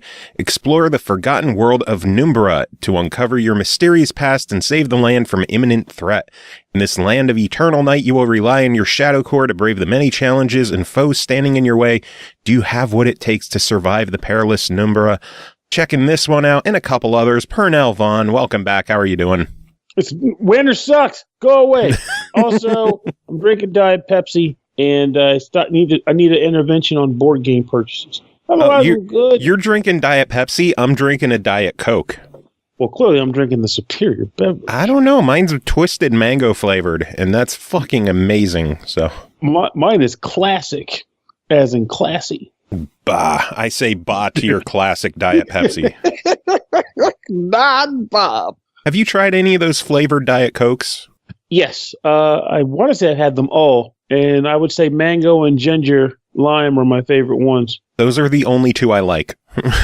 There was that one they had, which is pretty much just cheating. It was like black cherry or something, but it was basically normal cherry Coke, just with a new can. It was kind of cheating. And then there was what was the other? Spicy blood orange or something like that. Blood orange was the other one, yeah. And it was good, but it compared to the two I named, not close. The blood orange gave me heartburn. I recommend trying it again. I feel like we even had this chat before. Like, you got to try it again, because I feel like that was just a number of factors came together, and it just resulted in you getting heartburn as you drank it. I can't imagine one flavor of a soda. It's just a different syrup. You never know. Heartburn. Like, if it happened twice in a row, I would yield. But I have a feeling there was something else that day. It just happened to be that you were drinking that soda. It was like, oh shit, heartburn. Maybe. If only I had this level 4 spice Thai food and diet blood orange Pepsi or Coke. I feel like that's got to be something like that along those lines. So I'd say try it again. Well, I have another can or two sitting around here, so I'll give it a shot. But we should probably talk about Lightfall, huh? What is Lightfall? Yes. So Lightfall stars a little imp guy who's on a quest for Diet Coke. He goes between 4 different worlds, each one based off of a Coke flavor, and the rivers run wild with beverages. I could honestly keep doing, but I should. That'd be amazing if that was the actual story. Honestly, I would care about the story if it was, but since it's not, I don't care about the story of this game, unfortunately, because it's one of those games where it's like, you have no memory. Who are you? Admittedly, they do kind of reveal what you are and who you are pretty quickly on, but the meat and potatoes of the game is the platforming, and this game is awesome for that. I did not expect what I got, which is that as a platformer where one of the main components of the game is that you create your own platforms. So very early in the game, you get the ability to conjure up a square. You can conjure up to 4 squares while on one air trip, as in you jump in the air and before you hit the ground.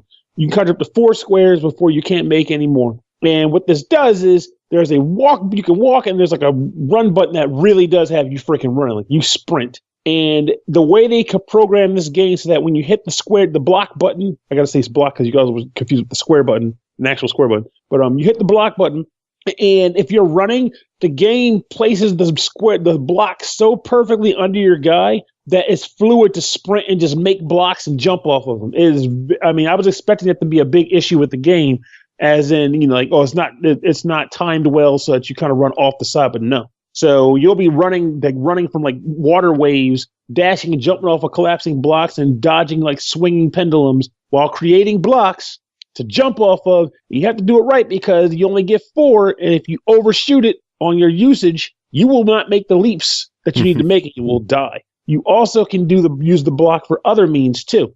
You can use the block to shoot like a bullet, I call it a block bullet. And you can kill enemies with it, and you can knock through like crystal rocks and walls sometimes. And the crystal rocks are like a sort of collectible in the game that imprisoned Numbrans are in. And if you find them all, you accomplish the collect, because I don't think they do anything beyond that.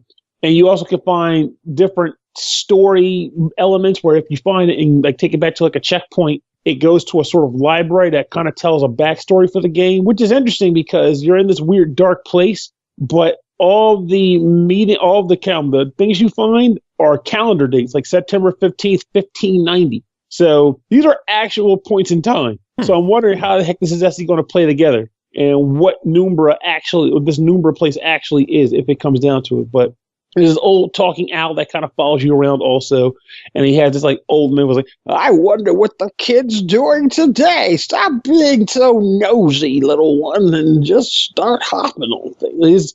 Get off my lawn. It's pretty much what he says. He's like, I don't want to be bothered, but I guess I should follow him. Because he's like the voice of the game, because the character you control can't talk. So the owl does all the talking. He explains who when you meet, he's like, he said to the kid to do this, or he'll say like, oh, this place is decimated. We got to find out why it's trashed. Keep moving, kid, and stuff like that. And as corny as that is, the voice of the owl is actually kind of enjoyable. It's not grating. It's not terrible. It's actually kind of soothing. It's just, I almost don't care about the plot. I just like hearing when the owl talks sometimes, and I like just progressing through the stages. It's about the gameplay, not the story.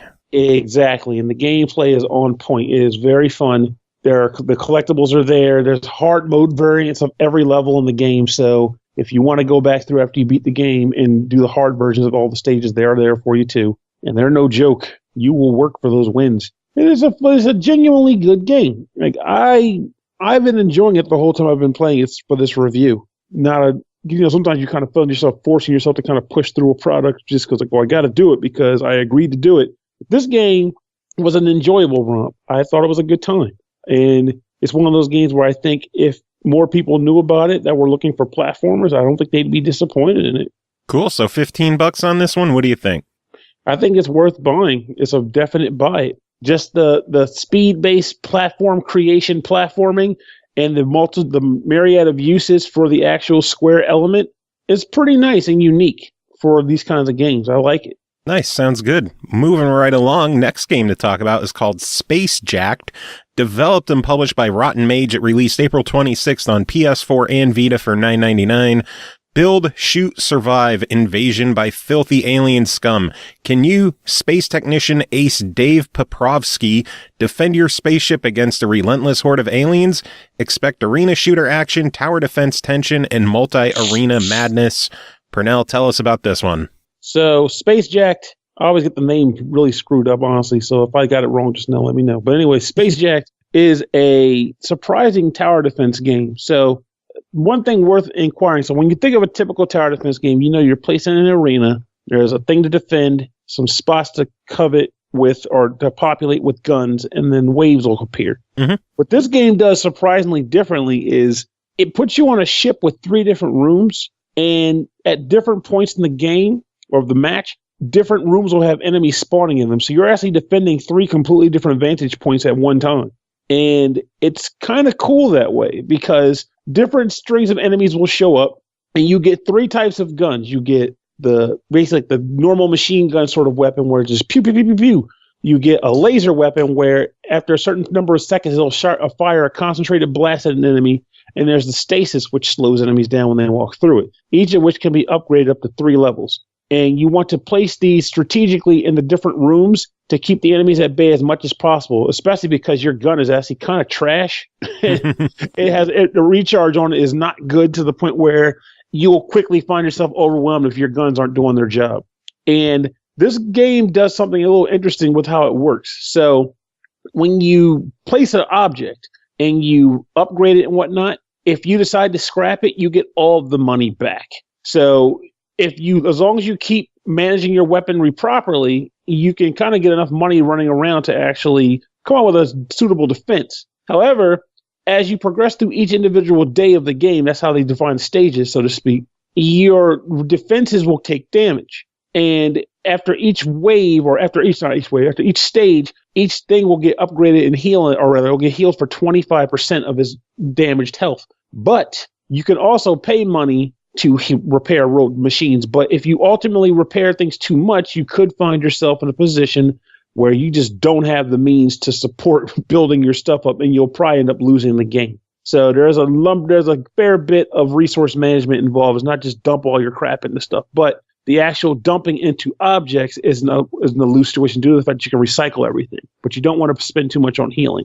Also, you unlock a cool little mini game here and there where on each day you can take a ship out one time, and it's sort of like Gradius as far as like how enemies attack. Like you'll be in a little flying ship and enemies are coming at you from the right, and you blow them up and take the stuff that can convert to resources. But meteorites are also coming at you, and if you end up taking hits, you end up shutting down, and you'll not be able to acquire all the money that you would have been able to if you survived the entire onslaught. So it's another way to get a little bit more resources. It's pretty cool, though. I like the franticness of jumping between multiple rooms to keep the space station from being overrun. Also, you can walk on the ceiling. I should have probably mentioned that. Walking on the ceiling is fun. And some enemies kind of require you to. Like there's like early on in the game, it's like a snail enemy that kind of runs along the wall, so walk on the ceiling too. So you might have to put a turn on the ceiling or actually be on the ceiling shooting at it. So it gets to be pretty frantic. The only thing I wish, and honestly this might be there, I just didn't find it or something for all I know, but I wish you could unlock new guns entirely. But the game is pretty much structured around the guns that they give you, and it's just using them to the best of your ability to get through all the different stages in the game and rescue the different space scientists. No. So aside from the whole gun issue, any other negatives with this one? Personally, no. I've been having fun with this one too. Nice. So $10 on this one. What is your overall verdict? if you like tower defense games, it's a no-brainer. It's worth getting. It's fun times. I have to pick this one up myself. It sounds pretty awesome. And I know you were excited about it. Yeah, I came across it, looked at it, I was like, I want to try this game. We should see if we can get a review copy. And bam, we could. So it's one of those times where it's like, I'm glad it was something that I saw. I'm glad you were able to get the review copy. And I'm glad I actually liked it. Yeah, I'm glad the developers let us cover it. That's always a plus. Here, man. It's like, I want to be like, hey, get that cool game. And they're like, yeah, you're not cool enough for the Turtle Club. Like, it's fine. I don't care about your Turtle Club. I just wanted to play your cool game and tell people about it. Hey, that's what we do on this show. We play cool games and tell people about cool games, and sometimes we play less cool games. I hear that. And then when you hear about the less cool games, unfortunately, we got to tell you about those too. Yeah, but so far we're 2 for 2 on good ones. I have a good feeling about this episode. I'm just going to point that out. Well, I know the next one is going to be another solid one because it is called Devious Dungeon, developed by Wobblyware and Ravenous Games, published by Ratalaika Games, released April 24th on PS4 and Vita for $7.99 and is a cross-buy game. Under orders by the king, you will assume control of a knight instructed to head into the catacombs beneath the kingdom to slay the foul beasts and monstrosities that have invaded the murky depths. You must venture deep within the dungeons, eliminating the threat. Slay monsters, collect loot, level up, and upgrade your gear. Only a true champion will be victorious. Pernell, tell us about this one. Well, this is one of those sort of, I want to say roguelike, but not really. More like just random dungeon generation as far as the floors are concerned. But you basically start the game with Lederhosen and a rinky-dink blade. And the idea of the game is that you descend through a series of floors, killing monsters, looking for a key, and then using that key to open the door to the next floor. Enemies kind of vary in different attack patterns. You might have a wizard who sprays like 5 bullets. You'll get like the beholder eyes who just kind of fireballs at you, and archers, and things of that nature. And your arsenal is literally jump and slash. Like, there's no complication as far as the abilities of your character in this game, which isn't necessarily a bad thing. Mm-hmm. This is one of those games where I looked at it and originally thought this was clearly a cell phone game that got ported. But as I played it, this is one of those also cases where it didn't matter. It was honestly an enjoyable little game. Every floor that you go onto, there are 1 to 2, I'd say, hidden rooms on the floor. And those hidden rooms can contain larger amounts of jewels and sometimes books, which will give you large amounts of experience points, which you'll ultimately kind of need as you get further into the game because enemies give you experience points to level up, and those level ups will restore all of your health. But you'll come to bank on rely on that healing, and as enemies start to give you less and less, those books are like your only real push towards getting actual levels at the time when you need them.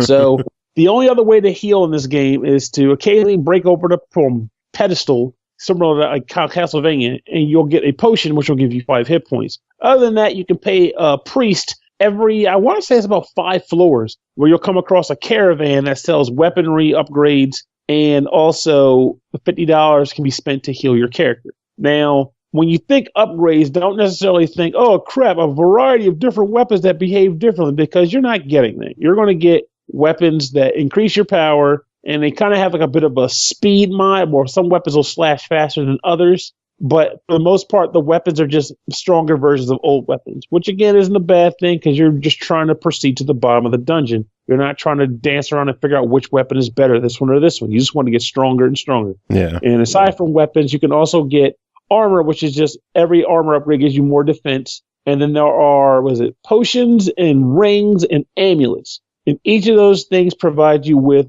different buffs to stamina, dexterity, and I want to say speed, but I could be off. So, stamina, dexterity, and just more hit points. That's what it was.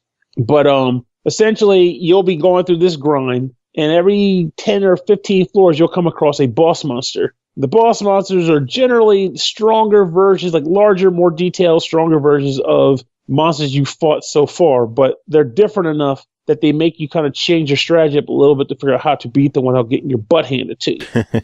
So it's, again, my feeling of this game is that, again, this is a game that you want if you want something simple but effective. You're not coming in to devise a strategy. You're coming in to stab guys and keep moving.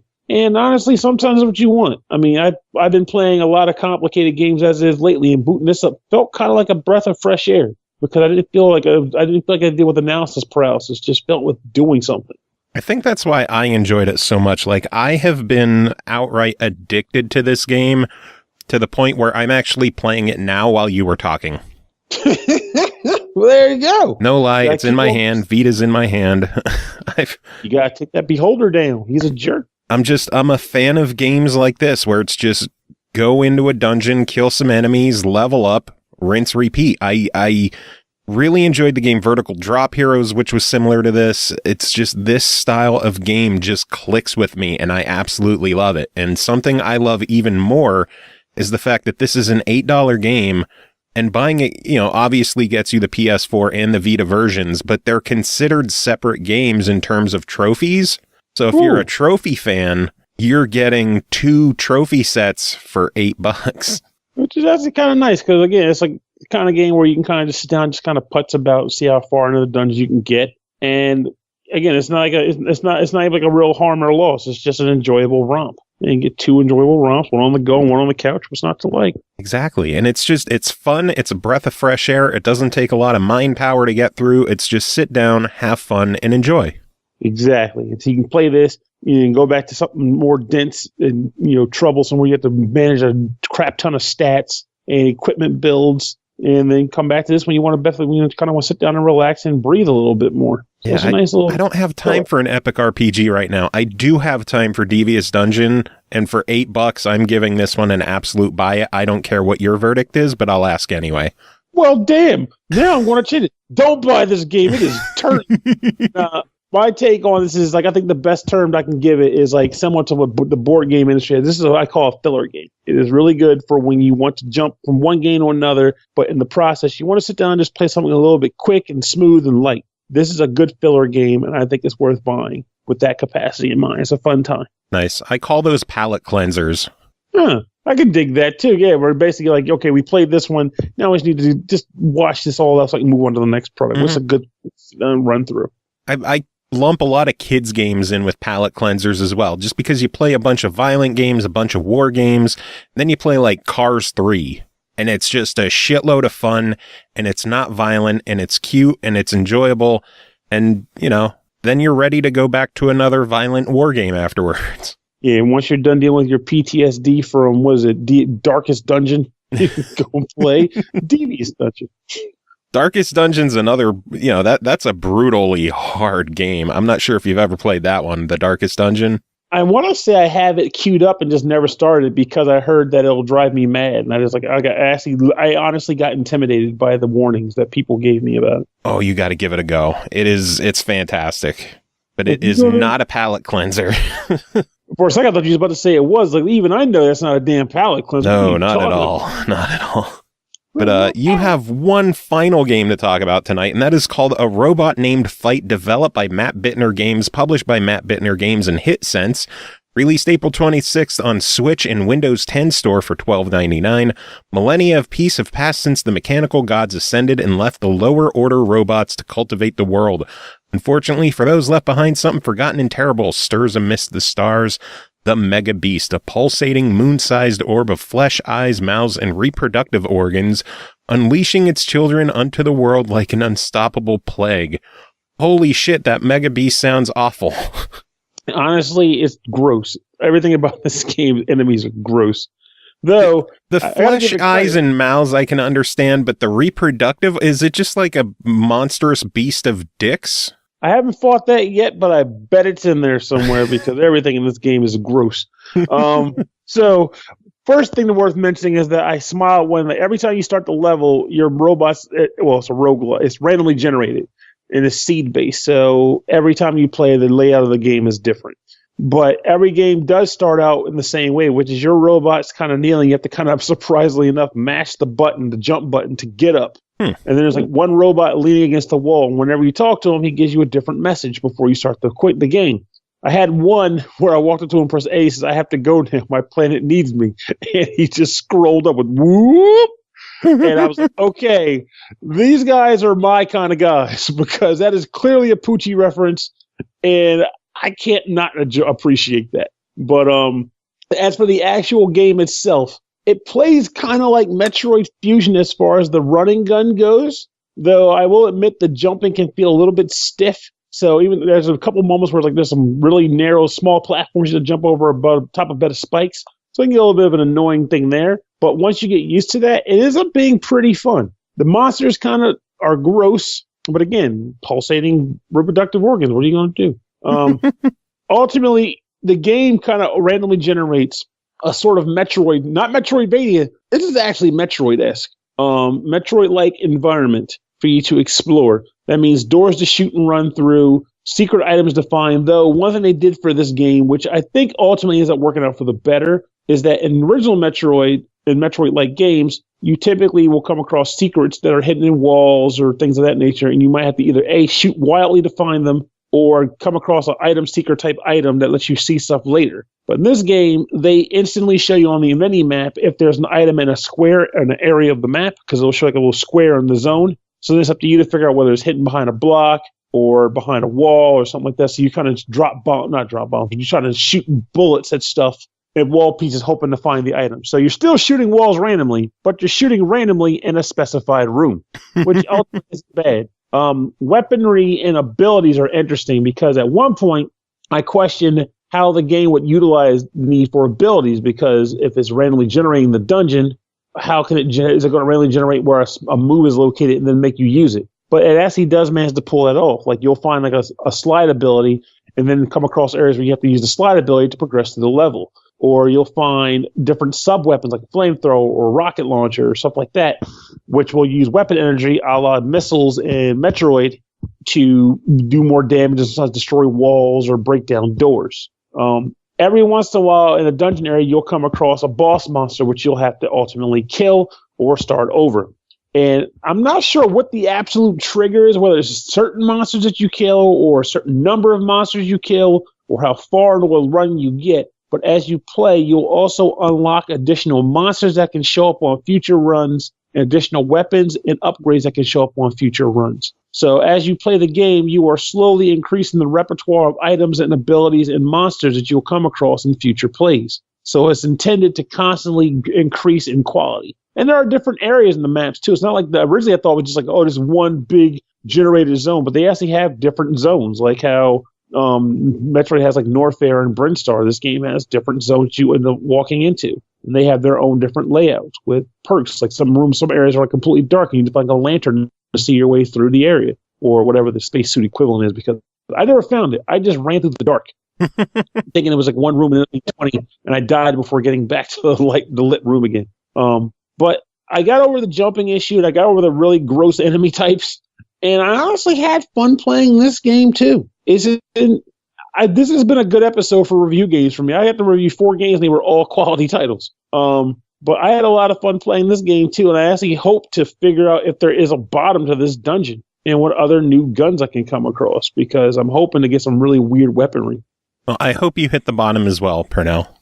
Thank you, rock bottom, the best bottom. I want you to hit rock bottom, Purnell. Yeah, because I care. Nothing says I care like rock bottom wishes. Yeah, this game is sounding pretty awesome. Are there any negatives to it? Honestly, it's mostly just that jumping issue. Like it's not bad jumping, but it's not fluid jumping. There's like a stiffness that you have to get used to. And honestly, Metroid could have probably had the same jumping, and I just forgot because I haven't played Metroid Fusion in a long ass time. But it's just like when you jump, you think you press jump, and then you'll jump into an arc where it's like, okay, fluid dark, I'll just jump, move, land. But it's more like jump, and your kite will get off the ground, but it's like a stiff movement over. So you can't, it's not a precise, maybe it's an intentional delay in your jump for all. Like how Mario used to do it. Mario 3 and Super Mario Brothers did it. Yeah. But for the most part, it's still something you just get used to. It's not a game killer. It's just the way the game works. You just adapt and get over it. Gotcha. So $12.99 on this one. What do you think? I think it's at least a try it, because if you can get past the jumping issue, I think it's a great game and worth more of a buy. Awesome. Sounds good. Yeah, that was a pretty solid lineup for you. Oh, yeah. I'm worried now. That means I'm due for some shit. Yeah, I can't wait to find something awful for you to cover. Hey, you want to play Barbie Horse Adventures 3? No, I have a friend who would be into that. Let them suffer. Shiz Blacka, you would love the Barbie. Now you can groom her and the horse together. Yes. Dude, no lie, there's an Xbox 360 game called My Horse and Me 2 that is only available in Europe, and I would seriously lose my mind if I were able to get a copy of that game. It has become such an in-joke with my friends that, like, I need to own a copy of this game sometime in my life. Did they release it physically too? Yeah. Yep. My Horse and Me. I'm going to pet you 2. and love you. My Horse and Me 2. The sequel, the first one sold so well. They had to do it twice. Yeah, released on the Wii in America, but not on the fucking Xbox. What kind of bullshit is that? Horse Hardest. This time, it's tropical. Oh, what? God. Tropical? Well, Purnell, always good having you on chatting about this stuff. Do you have any final thoughts to wrap up all of that? I need an intervention. If anybody knows a guy who's specialized in prevention of board game purchasing, send them to me. It's an emergency. The need is strong. Also, I recommend Space Base. It's a good board game. Everyone should play it.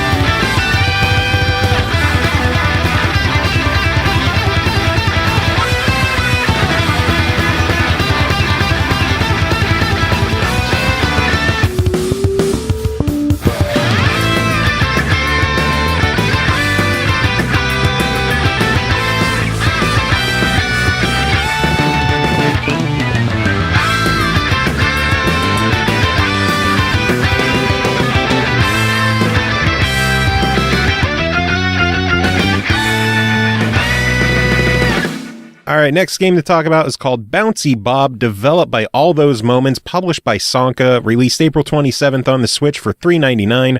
Hilarious couch co-op with a pinch of darkness. Defeat hordes of zombies and seal your fate with the push of one button. Beat your own high score in single mode or invite your friends to play together in multiplayer mode. Checking this one out, Chris Taylor, how are you doing tonight? Hey, I'm doing great. I've been thoroughly bested by a classic Squaresoft game. Ooh, which one? That would be 3D World Runner. Ooh, I like that one. Did you play it in 3D? Did you have the glasses? No, I don't have the glasses. It's a red and green thing, I think. Plus, I stream it now. Like, I'm actually on my Liar Exaggerate Twitch stream. I'm now playing through every NES game I own in alphabetical order. Nice. So this is the third game in that sequence.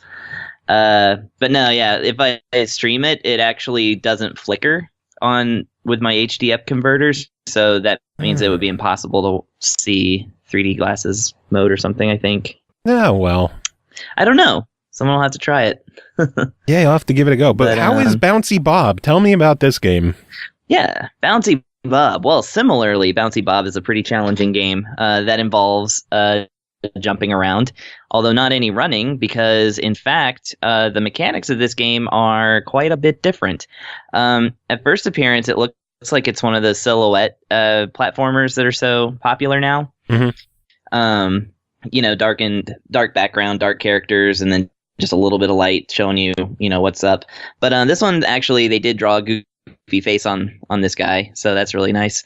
And it has that minimal appearance, but it's not quite what you would expect, because what happens is that your Bouncy Bob bounces onto the screen, and you control him with a single button. No directions, no nothing. You have just the A button to basically you hold it down, and a little trajectory marker appears above Bob's head and swings back and forth. And whichever direction it's pointed in, as soon as you release the A button, he bounces in that direction. So the mechanics are basically that the longer you hold it down, the more of an initial push that you get. And after that, you push the button again rapidly in order to flap your arm. That makes him go up, float, do other kind of things. And if you happen to push the button again as he lands on the ground, then he'll bounce up even higher. Yeah. And so you can really cover some ground, but you cannot change direction at any point. You rely solely on the trajectory and the physics of bounce And so to this, they have added, like all manner of zombie creatures, which are various blackish blobs. Well, they're not. They somewhat resemble creatures, and they definitely look like zombies, and they definitely have that nice splattery sound effect when you hit them. But again, the graphics are somewhat minimal, so it's not a whole lot of detail in them. But basically, your goal is to bounce on enough of them that once you invariably die, you'll because every game is just a marathon. So you basically have to reach a goal and then die, and try to get as good of a score as you can before that happens. And so like you either bounce on their heads, or there's a few little power-ups that you can grab that will help out immensely. One is a barrier that it shows up as a circle, and if you grab it, they're like floating in different areas, and if you bounce through them, then you'll pick up that power-up. And there's the most useful one, because if you can get the barrier, and in the 10 seconds that it lasts, if you can get down to the ground or wherever it is that all the enemies are, you can plow through like a whole stack of them. Nice. And really up your score, so that's really good. There's an arrow upgrade, which not upgrade, but it's just kind of a bomb. So if you hit that, then it shoots like a whole bunch of arrows in every direction. And that can help. I noticed that wasn't as good. The bear ended up relying on, and then often in stages there will be one or two life power-ups, because obviously you can take about, I want to say 4 or 5 hits from the enemy before you eat it, and so you really will need those heart power-ups. But the cool thing is also provide portals and things, so that if you bounce into the portal, it'll like put you into a different area, usually a safety area, so you can kind of regroup and like form your next attack. And so that's basically the single player mode, is getting through level after level of swaths of enemies. And then the multiplayer mode, I didn't get to try, but it seems like it's pretty much the same, but with another player, and you can fight them. That works. So overall, it sounds like a cute little fun game to waste some time with. Yeah, it's the only thing on it for me is the difficulty. In that, you only have that limited range of motion, but enemies have things like projectiles that they can aim and throw at you, and it seems to throw the balance off a little bit, because like you get you're like sitting there plowing through a bunch of like little zombies that are just kind of trying to headbutt you or whatever, or bite you, and that's fine. But then one of them or two of them gang up on you with those spears, and then that really adds some pain to the game. So it is very cute, but be prepared for a bit of a challenge. Sounds good. So $4 on this one. What is your verdict? Yeah, that's a try it or find not. I wouldn't say it. I don't know about definite buy it. Really, I would recommend it for people who would enjoy the multiplayer aspect, which, check out a gameplay video or something and see if you like it. Or people who are really into the kind of marathon challenge side of it, and they want their left hand free for coffee or something. I literally was playing it this morning, drinking coffee and just pushing the button with my other hand. That is fantastic. I was like, this is a nice lazy game. Good stuff. You do have one more game to talk about, and it is our final game of the night. It is called Pic-a-Pix Color, developed and published by Lightwood Games, came out April 24th on PS Vita and the PS4, $7.99, and is cross-buy. Pic-a-Pix are exciting logic puzzles that form whimsical pixel art pictures when solved. Challenging, deductive, and artistic, this original Japanese invention offers the ultimate mix of logic, art, and fun while providing solvers with many hours of mentally stimulating entertainment. Chris, what is Pic-a-Pix Color? Oh boy, so finally, this is like my first foray into the, rather popular Picross style of game.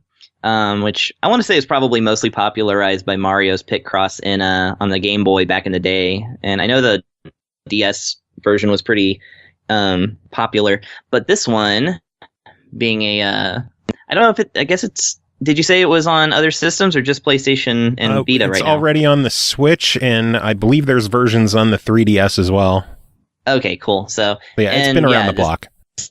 Okay, cool. That's good. I was just making sure I wasn't going to put my foot in my mouth. But this one adds kind of a different dimension to the original Pic-Cross formula in that now... So basically, the way Pic-Cross works, and it's really hard to describe with words, so bear with me, is that basically you have a grid, and you have the numbers on each line of the grid, both in the y-axis and x-axis, and they'll have a series of numbers, and those numbers are basically your clue. So let's say it'll say like 221 and then 22. So you have to find on the board somewhere where you have 2 blocks together, and then something between them, and then 2 blocks together. And if that satisfies the clues that are also on the other axis, then they'll like blank out, and that once you get all the numbers blanked out, then you have your puzzle solved. So it's basically finding the right combination, and again, it's deductive reasoning. It's saying I know that this goes here, and this many needs to go here, so I have to put it just so that kind of thing. It's hard to make it more simple than that. The element that this one adds is that the numbers are also color coded. So now you know that you have like 2-1 and 2-2 or something like that. You have 2 red ones and then 1 yellow one and then 2 more red ones or something like that. So now you have to satisfy both the number of blocks and the color that they represent. And so what you end up with is, of course, like a simple picture at the end of it. And the cool thing about this game is that it actually lets you check yourself pretty much constantly. So if you make a mistake, you can push the triangle button. I was going to say the X button. I guess for Switch it would be the X button. But you can push the triangle button, and it'll tell you whether there have been mistakes. And you can then tell the game to fix the mistakes, and it'll delete everything you've done wrong, leaving only the stuff you've gotten right so far. So the reason you wouldn't want to do that is because if you can get through the whole puzzle without fixing it, then you get a medal on the picture afterwards. So hooray for medals! Of course, you're going to want to try and collect all those. Yes, hooray for achievements. They make maddening because you got to get them. So yeah, it's going through and getting all those. Now, like for this one, for me being a Pic-Cross total noob, I was able to get through all the 6 grids, which is like the first 5 levels, really easily. And the 10x10 grids are the next layer and next set of puzzles, and I have yet to complete one. Really? So I'm still struggling with this one because I'm, like I said, I'm brand new to Pic-Cross. Wow, I thought you played them before. So, not really. I mean, I played similar logic puzzles, but I've never actually messed with Pic-Cross.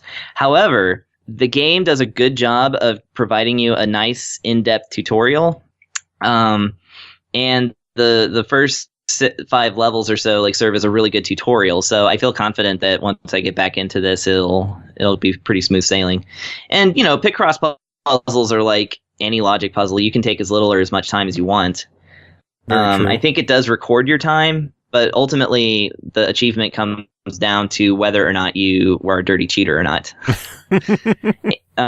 On this one, by the way, I really, really love the puzzle theme, the main theme. You can toggle it on or off if you're, if you get sick of it or whatever, but it's actually a really cute song and I quite like it. Nice.